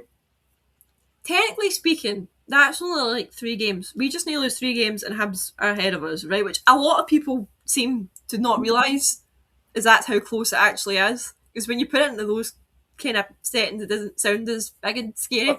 It's contextual as well. Like I would say, it is. Like we're not going to lose 3 games, but in theory, like three games as well. It's like if Hearts are only, I think Hearts 6 points ahead of Rangers in that spot. 6 points isn't a massive gap in that regard because they've still got to play Celtic and Rangers each in the split. So that 6 point deficit could be destroyed. And they play us the last game before the split. Precisely. Whereas in this case, it's you talk about Motherwell slipping up at least 3 times. You had that stat earlier. It's their first loss. I think we tweeted saying it was Motherwell's first league loss in 9. I thought it was actually 11 at the time. But yeah, the first league loss in 9. And believe it or not, that was our first home win of 2026 too, which again is a testament to how well because you wouldn't have expected that. Oh no, I didn't. I'm going to put that out there right now. I thought we'd have destroyed you like 4-0, but it's weird though. Like you can't flush the jobbies. You can't flush the jobbies. Oh, Presley, what a guy! Oh, he's one of my favourite managers now, just for the sole fact he said that. Never mind his actual managerial abilities, but same with that whole. I'm not your man. Did you see my Back to the Future edit where I've got him singing when Marty McFly sings "Johnny Be Good"? We put it up on Twitter. Oh my god, I need to see that after we've. Yeah, Oh, I put the soundbite over it, so he's singing "Jobby Be Good." It's great. It's my favorite thing ever. again, I'm hoping when this gets edited, we can add things like that. And sorry, else the folk last be like, what the fuck are they talking But about? no, your point on Hibs, I think 3 games is probably too much for them to catch up with. But yeah, it's all about keeping an arm's length with Falkirk now. That's what they've got to play for. When they came to Dens, that was my point entirely. Was they maybe only have the league to play for, but they've still got a position to nail down. Because if they can finish fifth place, I don't think fifth place gets you Europe this season unless I think someone in the range of the top four wins the Scottish Cup. if Which Celtic wins the cup, fifth yeah, gets it, but I think from next season onwards they're scrapping that. hmm. And it's like third or fourth gets it instead because we didn't apparently play good enough in Europe as a country, never mind as like individual teams. Yeah, So we've damaged ourselves with the coefficient with the yeah, European runs. like, It's been dreadful. even Oh, though it was like 4 years ago, we've still done it yeah, every damage. And then I that one never, game, Dundee United was like 7-1. The yeah, I never want to hear. I tweet. never want to hear again how well Rangers and Celtic would do if they went to the English leagues. By the way, on the count of this European campaign, because it's been fucking fraudsters, man. Rangers took 7 off Club Bruges. That's ridiculous, and No, I'm it's rightfully mental seething from their about that. well, the fact that they bet Dortmund as well, and a lot of like they only done it because Haaland wasn't playing. It's like no, that just means like their goalie would have had like a harder game. That's nothing to do with going up the park and scoring. Like if it would be a draw, then I'd be like, yeah, fair enough, they've drawn because it was nothing each, and Haaland wasn't there to slide them back. But well, we all know how that went. So Here's a now wee we question for you, right? right go on. Who do you want to potentially get that last European space? Right, so let's play the game. Let's say Celtic wins the cup, right? Who do you want to get that fifth European slot? Do you want it to be Falkirk or do you want it to be Habs? So You don't need to justify. You can even just like gut no, I reaction. mean, I'm just looking at league table right now. I see it's 4 points between them. I obviously know that Falkirk beat them 4-1 the last time out. Yeah. So they'll be breathing down Hibs' necks. It's all about if Hibs are going to have the ball. They'll play each other at least one more time. You would probably favour. I think you'd have to favour Hibs based on David Gray's record, but I would rather Falkirk. I think just because the story. And I think the neutral would probably agree with that as well. Newly Realistically, promoted will be side. Habs, but you want it to be Falkirk. That's my view on it. I think so. I think so. But I wouldn't rule out Falkirk either. I wouldn't rule them out because if they can beat Hibs again, then I wouldn't rule them out of doing so. I think they play some fabulous football too, by the way. Oh no, they Um, actually do it. Like what has happened to them over like the last like 5-6 years?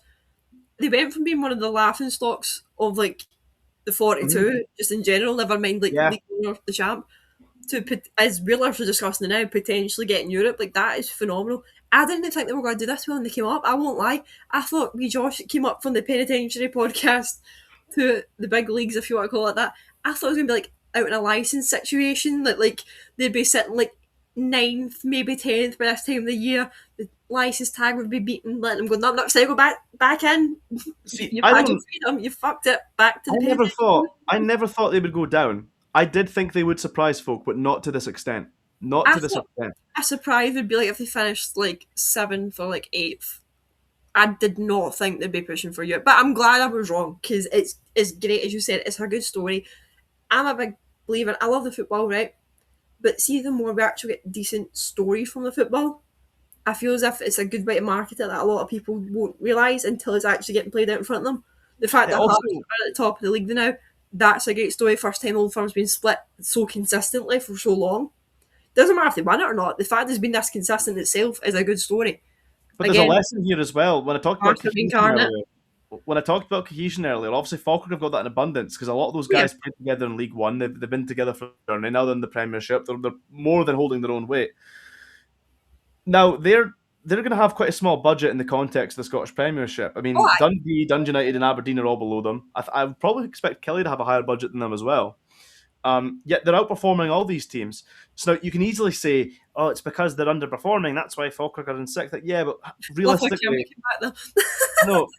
Realistically, when are all teams like doing as well as they should be? Like everyone's firing at the same time. Doesn't really happen. Someone's always having a stinker. So in this case, there's a lesson to be shown here that it's not all about budgets, but there is something about having a team that can just gel together, Yeah. and you can do it with a bit of style. By the way, you don't have to necessarily play entirely pragmatic.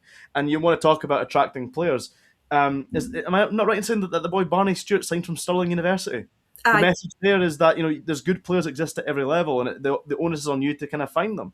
And I think as a Dundee fan, we know this quite well that there's always a gem in the lower leagues of Scottish football. Some oh of our aye, best players over the years come from these divisions, and yet routinely I see so many clubs or fans of clubs snub their noses at the ideas of signing certain players from, say, the Championship. But I mean, for our record, right? I think I'd imagine Motherwell will have something similar. But our record from signing that league, we can look at Greg Stewart, we can look at Nacho Novo, Kane Hemmings, Scott Bain, Luke McCowan.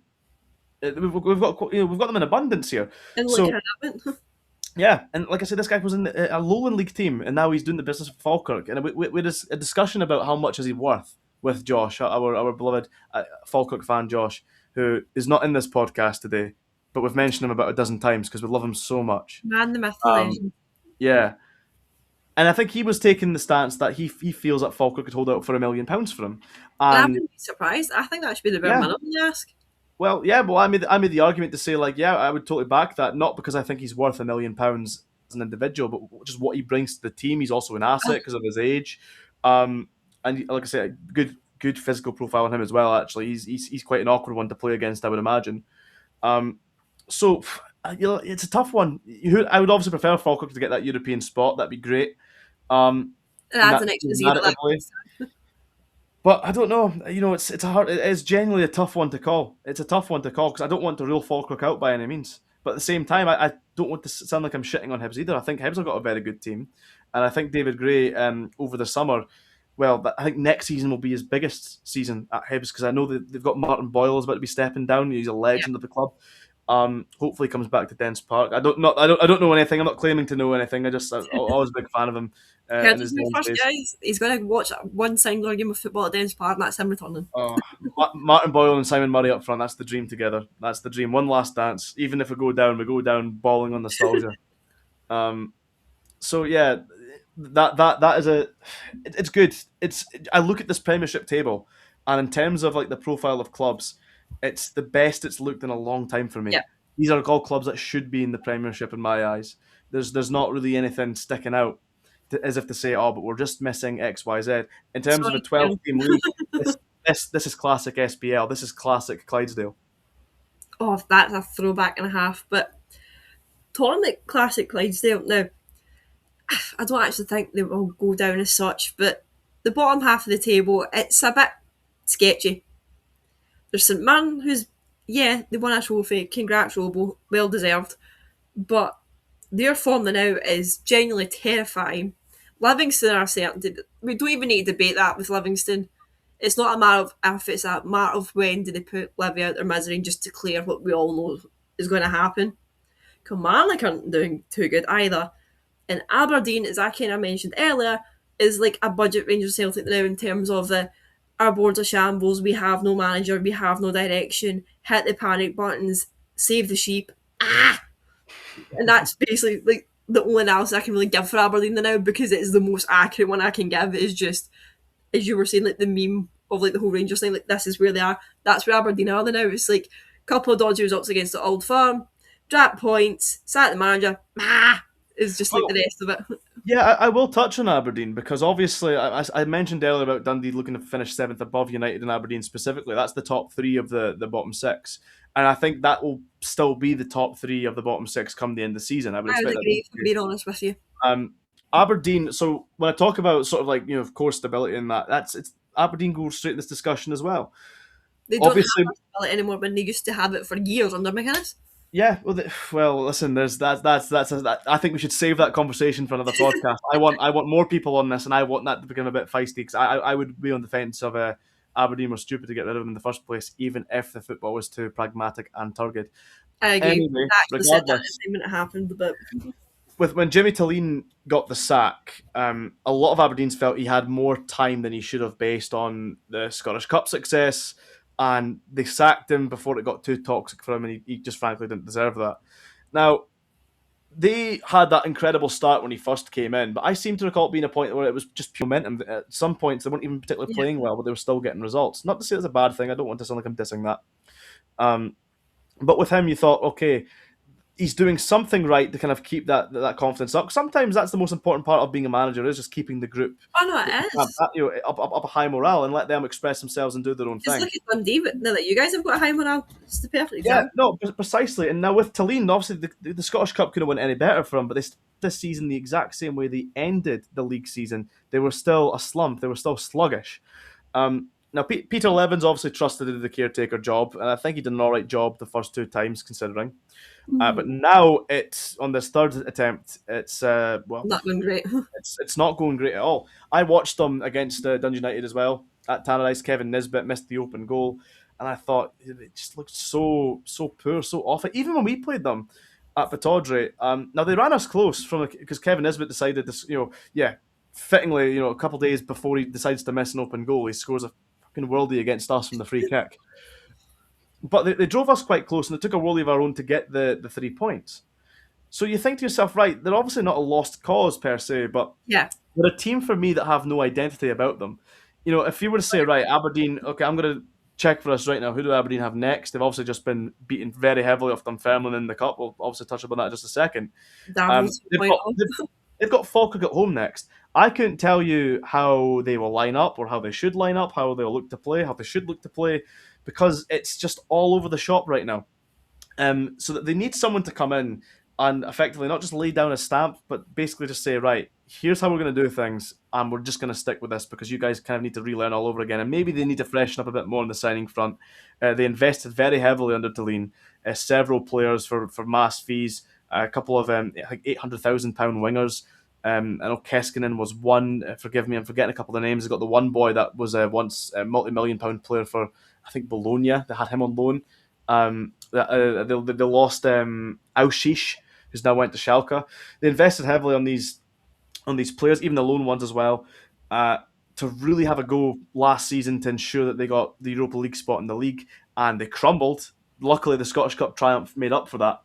And this season, it's just not carried on. It's not picked up. Yeah, These individuals they've brought in, well, they're not really bursting at the seams anymore. They brought in Stuart Armstrong this season, which by all accounts was a good signing. Scottish internationalist, played at a high level.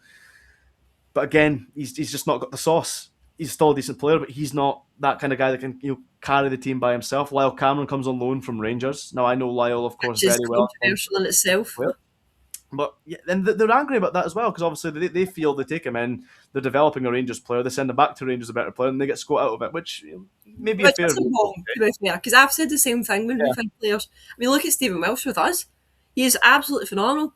They yeah. recalled him in January to cup tie him against fucking Auckland Talbot of all teams, and then papped him back off to us. I mean, it ended up not mattering because even let's play the game. Say we had beat Aberdeen, right, and we got Celtic in the semi or the final, right? We wouldn't have been able to play him anyways No. because he's on loan for them. They had no reason to do that other than want to fuck with us. Because And that was by the way, the Welsh should be starting for Celtic just now.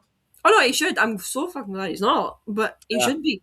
If they had any sense amongst themselves, they should have kept Welsh and started playing him for the rest of the season. Again, can't prove it, and I know we're going a bit of a tangent here, but me, conspiracy theorist, got my tinfoil hat on here, writing for ones that's not about the referees, is I think that was meant to be a bargaining tool for Celtic. Like, yeah, we'll take Twan, but we'll give you Welsh back. It'll be great, and then if you're willing to part the money, you can get him permanently. Ha ha. And then we probably went, absolutely not. And then they've left it to the very last second. They literally announced it just as like the window was about to shut. They're like, surprise, guess who's back? And it's like, yeah, we all seen that one coming. Yeah, it's so predictable as well.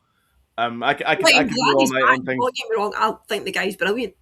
Yeah. And the fact he was the one that scored against Rangers to get us the draw was even funnier because that they were seething.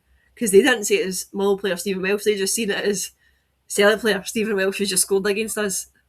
And oh, the meltdown was beautiful. It was beautiful. See, just to go back on Aberdeen for a second as well, because if we've got Aberdeen fans listening, they might be looking at me right now and saying like, "Wow, he really is kind of laying into us." But Not that I think they'll disagree on any of my points, to be fair. accurate. But what I will say is there's a big question of who's going to be the man to then take over Aberdeen, obviously. Yeah. I think they went for another Scandinavian approach. And I admire this because I think the more that teams can avoid the Scottish merry-go-round, the better. Try and be different. Try and go for something unexpected. Give fans a different flavour, instead of the same old, same old. Obviously, Motherwell have done that, and it's worked wonders. Aberdeen initially have done that with Jimmy Tilleen, and yep, it's worked wonders. They won the Scottish Cup. It was excellent. So I like that I'm seeing that they're still trying to look in that sort of framework, because no doubt Yeah. you're going to get your guys on Sports Scene and the BBC sitting there in the front of the panel saying, "I just don't understand why they won't give Malky Mackay a try," and or Neil Lennon, guys that are proven in the league. Like, no, I was shut up. literally about to make that joke too, but like it's all Yeah. funny games until Neil Lennon rocks into the Aberdeen dugout at the end of the season, or worse than Oh, when he does it. But no, no. It's again fair play to Neil Lennon, because again that was a great result for Dunfermline, oh no, it and was Lenny playing was fantastic. they've also got a great chance of making the final. I think Falkirk will beat them, but they've got a great chance, because that's a rivalry as well. That could be a coin toss from the nature of that game. Oh Christ, So I yeah, cannot wait for that. looking at Aberdeen, it looks like they have to gamble on that field again, and I kind of hope they do. And I think that's the best, because they don't want someone to come in and just improve them to kind of battle out mid-table and go back to target football. You've got to admire what they're going for here. They want someone that'll come in and play an attractive brand of football and hit the standard that they're trying to set. Because again, what's the point if they can get a manager in that can steady the ship for like a season or two, maybe get back into Europe once, but then it collapses again, and you've got another sort of Stephen Glass scenario, another Barry Robson scenario. Then again, you're back. You're on about the meme of the Rangers being the cycle. You'd be in the same thing effectively. So I admire the fact that they're trying to be different, and I hope it works out for them. Just as long as it's not to our own detriment, of Of course. course not. So it's a tough one, because there's not an obvious candidate for the job either. Even if you were to look at the domestic market, I don't look at Aberdeen and think so and so would be a good fit here. So they've got their work out for them. And as for Peter Levin, I don't think he's going to have a shot at getting the job. I know he's a highly rated coach. I know he's had interviews with other Premiership clubs in the past for managerial roles. I don't think he'll get this Aberdeen one, because he's now, not that it's his fault, but as I say, this is a team lacking an identity, and he's not the man to kind of emulsify things back together, I feel. And yeah, you look elsewhere. I think there's maybe even possibly the danger of meeting a playoff place. Now there's 8 points between them and Kilmarnock.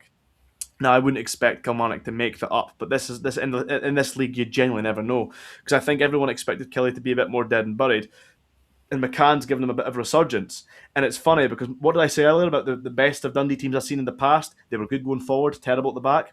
That Yeah, was a Neil McCann Dundee team once upon a time as well. We were great going forward. We played very entertaining football. We scored some great goals. However, we're conceding four at the back every week, which, we're losing more games than we could win. Um, and with Kelly, it's very much the same. There's still a shambles at the back. And Tyrese John Jules seemed to be so instrumental in how they're moving forward. He scored that great goal against Celtic, I think you'll remember, just a couple of weeks ago. He's now out for the season. Now, the good thing is they've tied him down to a longer-term yeah. contract. But that's no use in terms of this campaign. That will be great for the long term, regardless what division they're in. And I think they will have enough about them to stay up. I think when you're in the playoffs, it's immensely difficult for the championship team to win and come up, and more often than not, it doesn't happen.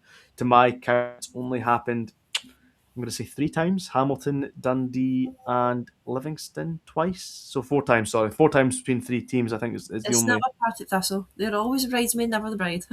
Yeah, no, I, That's I a want to say like I want to say I feel for them, but it is so funny. It is so it's so incredibly funny. they are the So mother of the championship. Do with that what you will. sorry, not sorry, Kieran.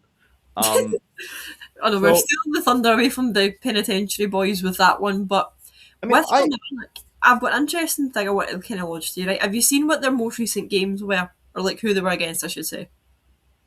Kelly, Uh-huh. I know they took 5 off Falkirk quite recently. So I'm going to get the exact fixture list here for you, right? So this is who they've played since the end of January, right? So the 31st of January, Aberdeen, they won 3-0 at home. They then travelled to Rangers on the 4th of Feb and got scudded 5-1. After that, St Mirren, they bet them 4-3 again at Rugby Park. After that was the 3-2 loss against Celtic, again, Rugby Park. And then it was 1 each with Dundee United at Tannadice. The 5-1 game where they lost again away from home up at Falkirk's ground. And then it is on the 14th, so that will be this weekend. They've got Hearts at Rugby Park, Livy away on the 21st, Hibs at Easter Road on the 4th, and then your lovely selves away from home on the 11th of April. See with fixtures like that, how chalk and cheese is that? In 1 minute, they're pulling off absolutely fantastic results, and then the next breath they're getting slapped about silly. They are. It's so hard to predict how they're actually going to play. And the point I was going to raise was, again, some of those fixtures back to back are so unfair. Rangers away, St Mirren at home, and then Celtic at home, right? Some of that you could argue they'd be doing a hell of a lot better if they didn't have those games like 7 days apart, roughly. In fact, no, sorry, 10 days apart. Do you think that plays into it at all? Or do you feel as though, well, you see it there with the Celtic, when they actually came back into the game, they were doing well? Or do you feel as though it's a bit more than that for Kelly? Like, are they starting to turn the corner, or do you feel as though earlier It's results in the season are still just too much to get over when they were playing under Kate well? the last time I was on the pod, I kind of gave a very in-depth look into Neil McCann's coaching career, because Neil McCann was a manager that I actually really did adore at Dundee. Um, but like I said, it's like his team personified is good going forward, terrible at the back. Yeah. And that Now, there's a lot results more there. context that you can apply to his. I think with everything, there's more context than what meets the surface level. And he was written off, obviously, quite quickly because people were just seeing that he was getting beat a lot at Dundee, and that was that. Yeah. But I knew that, again, with the right players, yeah, he can get them kind of up and gunning again. And Kelly have some good attacking players. Again, it's a big shame that John Jules is out injured. They still have Bruce Anderson as a good poacher, a good goal getter. They've got Greg Kiltie, again, another one that I like. The boy in midfield as well, Watson, very admirable player. So it's a Neil McCann team personified, and they're lucky as well that obviously Livingston are so far off from making a comeback that they're effectively going to be safe from that, automatic relegation spot. And it's all about trying to escape the playoffs, because St Mirren are kind of in threat of slipping in, Aberdeen are potentially in threat of slipping in, and before United got that win against St Mirren, I thought United were potentially going to be in that danger area too. But I think with that victory, that's now more than enough distance. I can't see them being clawed back by a 12-point deficit. That would take something really miraculous. But in this case, yeah, I don't think it'll play too much when you say like the fixtures are unfair. I think it's just the nature of the Premiership. All the games are tough, because the thing for Kelly is everyone looks at them and says, "Well, we can beat you." Yeah. There's not one. Even Livingston will look at them and say, "Well, we can beat you." So there'll be almost everyone's cup final in the players' regard, because they're looking at saying that we've got to really step up here because this is a great chance for 3 points. But they're not. I wouldn't say they're necessarily pushovers. It's just everyone looks at them and say, "Yeah, that's a winnable game." When we played them in the Scottish Cup at Rugby Park, it was a very one-sided game. But I did predict that they would come on to a bit of a stronger game, and I think people were going to see that, as you say. When they do win, they do very well, and Oh it's yeah. probably you don't expect them to win, and they're scoring goals, and it's free-flowing, and it looks great. I don't know if maybe that John Jules injury now does genuinely compromise it, because sometimes when you lose a key player, it can just be that deflating, because he does so much more than also just score the goals. It's linking up the play, it's helping get players up the park. It's tough. It is a tough thing to predict, but at this moment in time, I'm going to say I would nail them on for the playoff spot, purely because I think Stephen Robinson should have the know-how to get St Mirren out of this sort of this slipping mess as they edge closer. I think they've got more than enough experience there, more of a robust side to escape the playoffs. I expect Kilmarnock to be in the playoff final, but I would also expect them to win it. But again, in this game, things can change. I've had wise people in this sport tell me that 80% of football is confidence. So if you go into those playoffs lacking confidence, that could the game might be over before it begins. And after all, Kelly are one of the very few. I was on about the very few teams that have won the playoffs to come up. Kelly are one of the very few that were on the receiving end and got relegated, because it was Dundee that relegated them when we came up in 2021. Actually, I forgot about that. Yeah, and the thing was, they were tipped to be massive favourites too. People kind of wrote us off for some reason, even though we kind of blitzed our way the last end, the final third of that season. The first game at Dens Park, we blew them out of the water. We only beat them 2-1, but again, it should have been like a 3-4 game. And all the pundits were sitting there saying, well, it'll be a different game at Rugby Park. Then after 12 minutes, we were 2-0 up. Their fans had waited over a year to see their team in the flesh again because of the pandemic, and after 12 minutes, they were fucking booing them. Incredible. That is the most romantic thing I've ever heard in my life, to be fair. But Tommy Wright is an asshole. And Neil McCann is a hero. Therefore, Neil McCann will not get relegated in the playoffs. That's my official logic behind how this will go. So I'm sorry, Kelly fans. I don't think you will get yourself out of the playoff zone. I think many of you don't think you will either. But it's not again. I'm not slinging shade at Kelly by any means. I do feel for them. I think I get the feeling that this injury to John Giles will prove to be detrimental. So now I think they might just be on their own island. But you never know. It's only 3 points between them and St Mirren. What if I'm wrong? What if Stephen Robinson? Because I think everyone is surprised to see just how bad St Mirren have been doing in the league anyway. Well, it's funny they actually bring up Kelly's relegation playoff with you is because I was at the game that actually sealed the fact that we're going to be in the playoffs, and it was 3-2 St Mirren at Rugby Park. It's the only time I've actually been there. I got a journalism shift for it. So I was reporting at the game during the COVID, so I couldn't even get a Kelly pie. It was complete nonsense, but I was in the press box. Even though it was like April time, it was freezing cold, the weather was atrocious. Even though it was nice and sunny, it was horrendous. I was chatting everything, I was struggling to type, it was that cold. But Sman ended up winning that night 3-2. Goodwin was still the manager at the time. And it was Tommy Wright that was the Kilmarnock manager. And just you saying that there reminded me of this. And you know what? See, watching that game, it was like end to end. I think at one point it was like one team would go ahead and it'd be the automatic equaliser. It was like kind of more like that than like, oh, winning 3-0, they brought it back to like 3-2. If I remember right, I could be completely wrong. I'm going to go through the website archive to try and find my match report from this game to see if I'm talking absolute mince or not. But it was so interesting to watch because I think I could be wrong because that was the Iraqis went automatically down. But it was something like It was. I know it was great. Yeah. But it was like Kelly had to score like 10 goals at minimum with like 2 games to go to avoid like the playoff places. It was either they had to score 10 to avoid the playoffs, or Aki's had to score 10 and get like the 6 points to avoid going down, not automatically. It was something stupid. Like, it was something to do with 10 goals. Anyways, that was like the goal Oh, difference. what And what we a were time to be also alive! laughing about What it, a being time like, to be alive! this is a great time to sacrifice all the plastic pitches apart from Livy because, unpopular opinion, Livy was one of my favourite away days just because I like how close it is to the centre and the You, Brothers. you, you're bringing up cherished memories I completely forgot about because I remember the jokes surrounding that time when we won the league in 2014 to get back in the Premiership. They were playing Morton and they had to hope that we dropped points and they had to win by I think it was 8 goals And they did to it. they won 10-2. It was like the biggest fix of all time and it never got investigated. So yeah, when it came down to everyone saying like, oh, they've got to win by 6 goals to stay up, we're all looking at each other like, oh yeah, we've seen this one before. That was an all-timer season for us because we won the championship title. Both Dundee United and Hamilton got relegated in their respective leagues. And I had the meme of the Joker flexing his muscles in hell and he's burning with Dundee United and Hamilton and it was great. Um, so yeah, no, what a time that was. I completely forgot about that. That's why I think Um, it's really funny. It's those two again that are bottom six and potentially fighting against each other to see who's going to end up in the playoffs because the difference is now, obviously, back then it was Jim Goodwin, right? Stephen Robinson, he saved us from relegation quite a few years. I mean, look yeah, at the playoff we had against Rangers, one of the most like infamous games that we've ever played, and to this day, whenever they beat us at Fir Park, they do it at Ibrox as well, but I see it all the time at Fir Park because again, I've used the Ibrox away. They will sing Twist and Shout at us because of that one video of us celebrating beating them at Ibrox when we all sang like 2017, and it's been near enough 10 years, which is crazy to think about.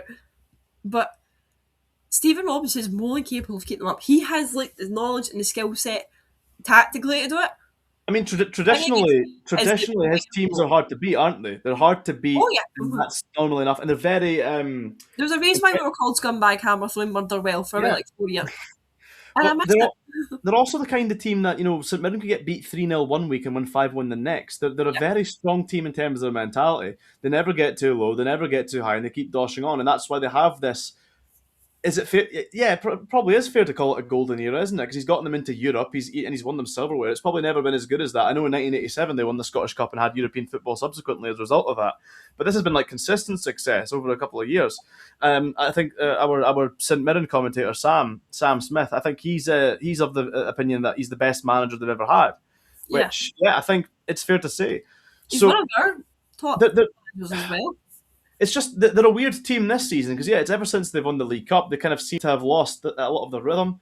but I would still argue they're still tough to beat. You know, um, I I'm don't know. sure It's it's been a grade, but not really because we scudded them a like cup, five a cup, nothing in their own back garden. But a cup winning team has never got relegated before. So if they find a way to do it, then it's like that'd be a well, first. funnily It'd be enough, history makers. They're I was still on to the cup double. They could win the cup double, then get beat in the playoffs. Like, could you imagine that?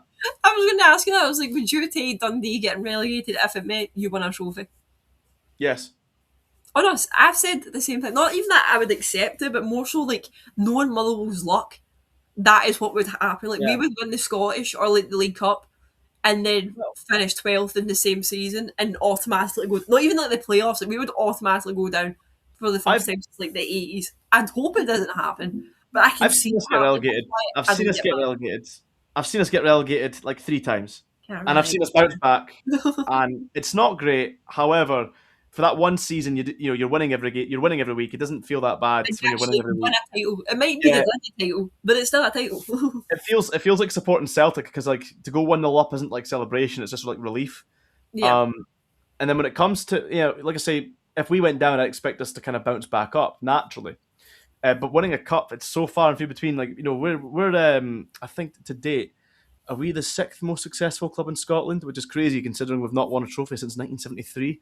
We've had some great teams, but just never get over the Yeah. line. It's the same way that Leeds and Newcastle have or Newcastle finished theirs to be fair under Eddie Howe. But these clubs that can have like these massive trophy droughts, unfortunately, we're in the same group. Hibs done the same thing. They didn't win the Scottish Cup for about 100 years, and now the burden's on us. And again, you talk about missed opportunity with Motherwell in the Scottish Cup this season. It feels like a missed opportunity for us. We almost knocked Celtic out. We played excellent at Parkhead. I And we're felt thinking, that sorry for you that game. I really did. but we're also a tough team to beat as well, which is a good recipe for a cup campaign. So we were kind of looking at this saying, if we get past Celtic, a good draw here, we could maybe go all the way here. But unfortunately, if we got to beat Celtic, our prize wasn't a nice, easy game before going to Hampden. No, it'd been away to Ibrox, so we'd have to do the whole thing, the whole song and dance all over again. So how did we get onto this? I'll be at what everyone said that's watched us from the start. Like, how on earth did I find myself onto this Spotify, YouTube, whatever you listen to your podcast platform? But as we're at the 2 hour mark, going to have some quick fire predictions, right? You don't even need to submit to a score, right? I just want gut instinct. Don't justify it. Just gut instinct and gut instinct only. Dunfermline versus Falkirk. Who's winning it? Falkirk. Celtic St Mirren. Same question.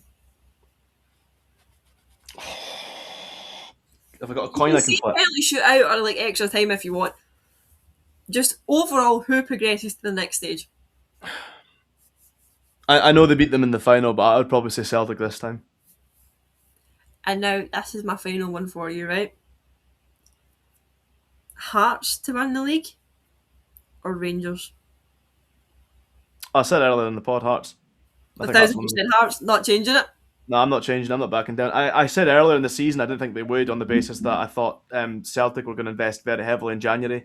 To my amazement, they've not. So now I'm thinking, if it's ever going to happen, it has to be now. And to be fair, I think they're the most complete team in Scottish football too. And they've got a manager that knows the league better compared to Danny Rowe, and I would say probably knows the league better than Martin O'Neill as well. Because whilst O'Neill has the kind of coaching pedigree, has been in the game for many years, he's been out of Scottish football for a very long time. He was only meant to be here for 4 games. Now he's back. He's got all the responsibility. I think he was shocked at just how little groundwork was done for the January window.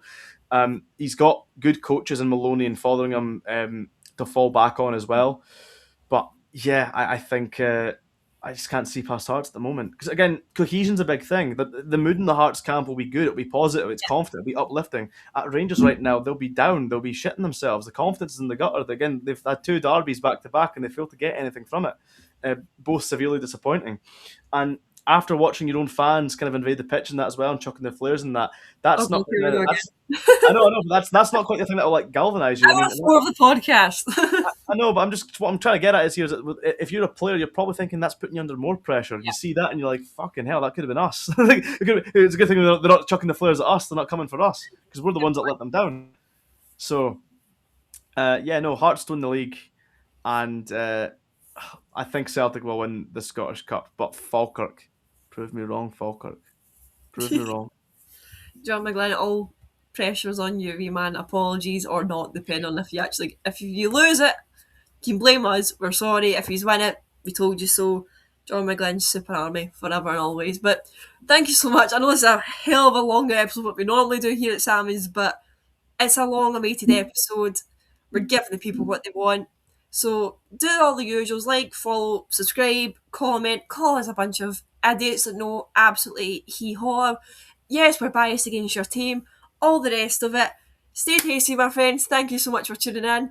And we should be bringing this back more often. So ring the bell, all that, YouTube buzzwords, and then you can catch up with us whenever you like. And also, during the Championship Penitentiary as well, Callum, that runs it as well as the rest of the guys, they put on a great show. So support your friends in the Prem and support your friends in the Champ. Thank you very much. Enjoy the rest of your day, guys. Thank you, guys. I'll be back when Dundee win the derby. Adios.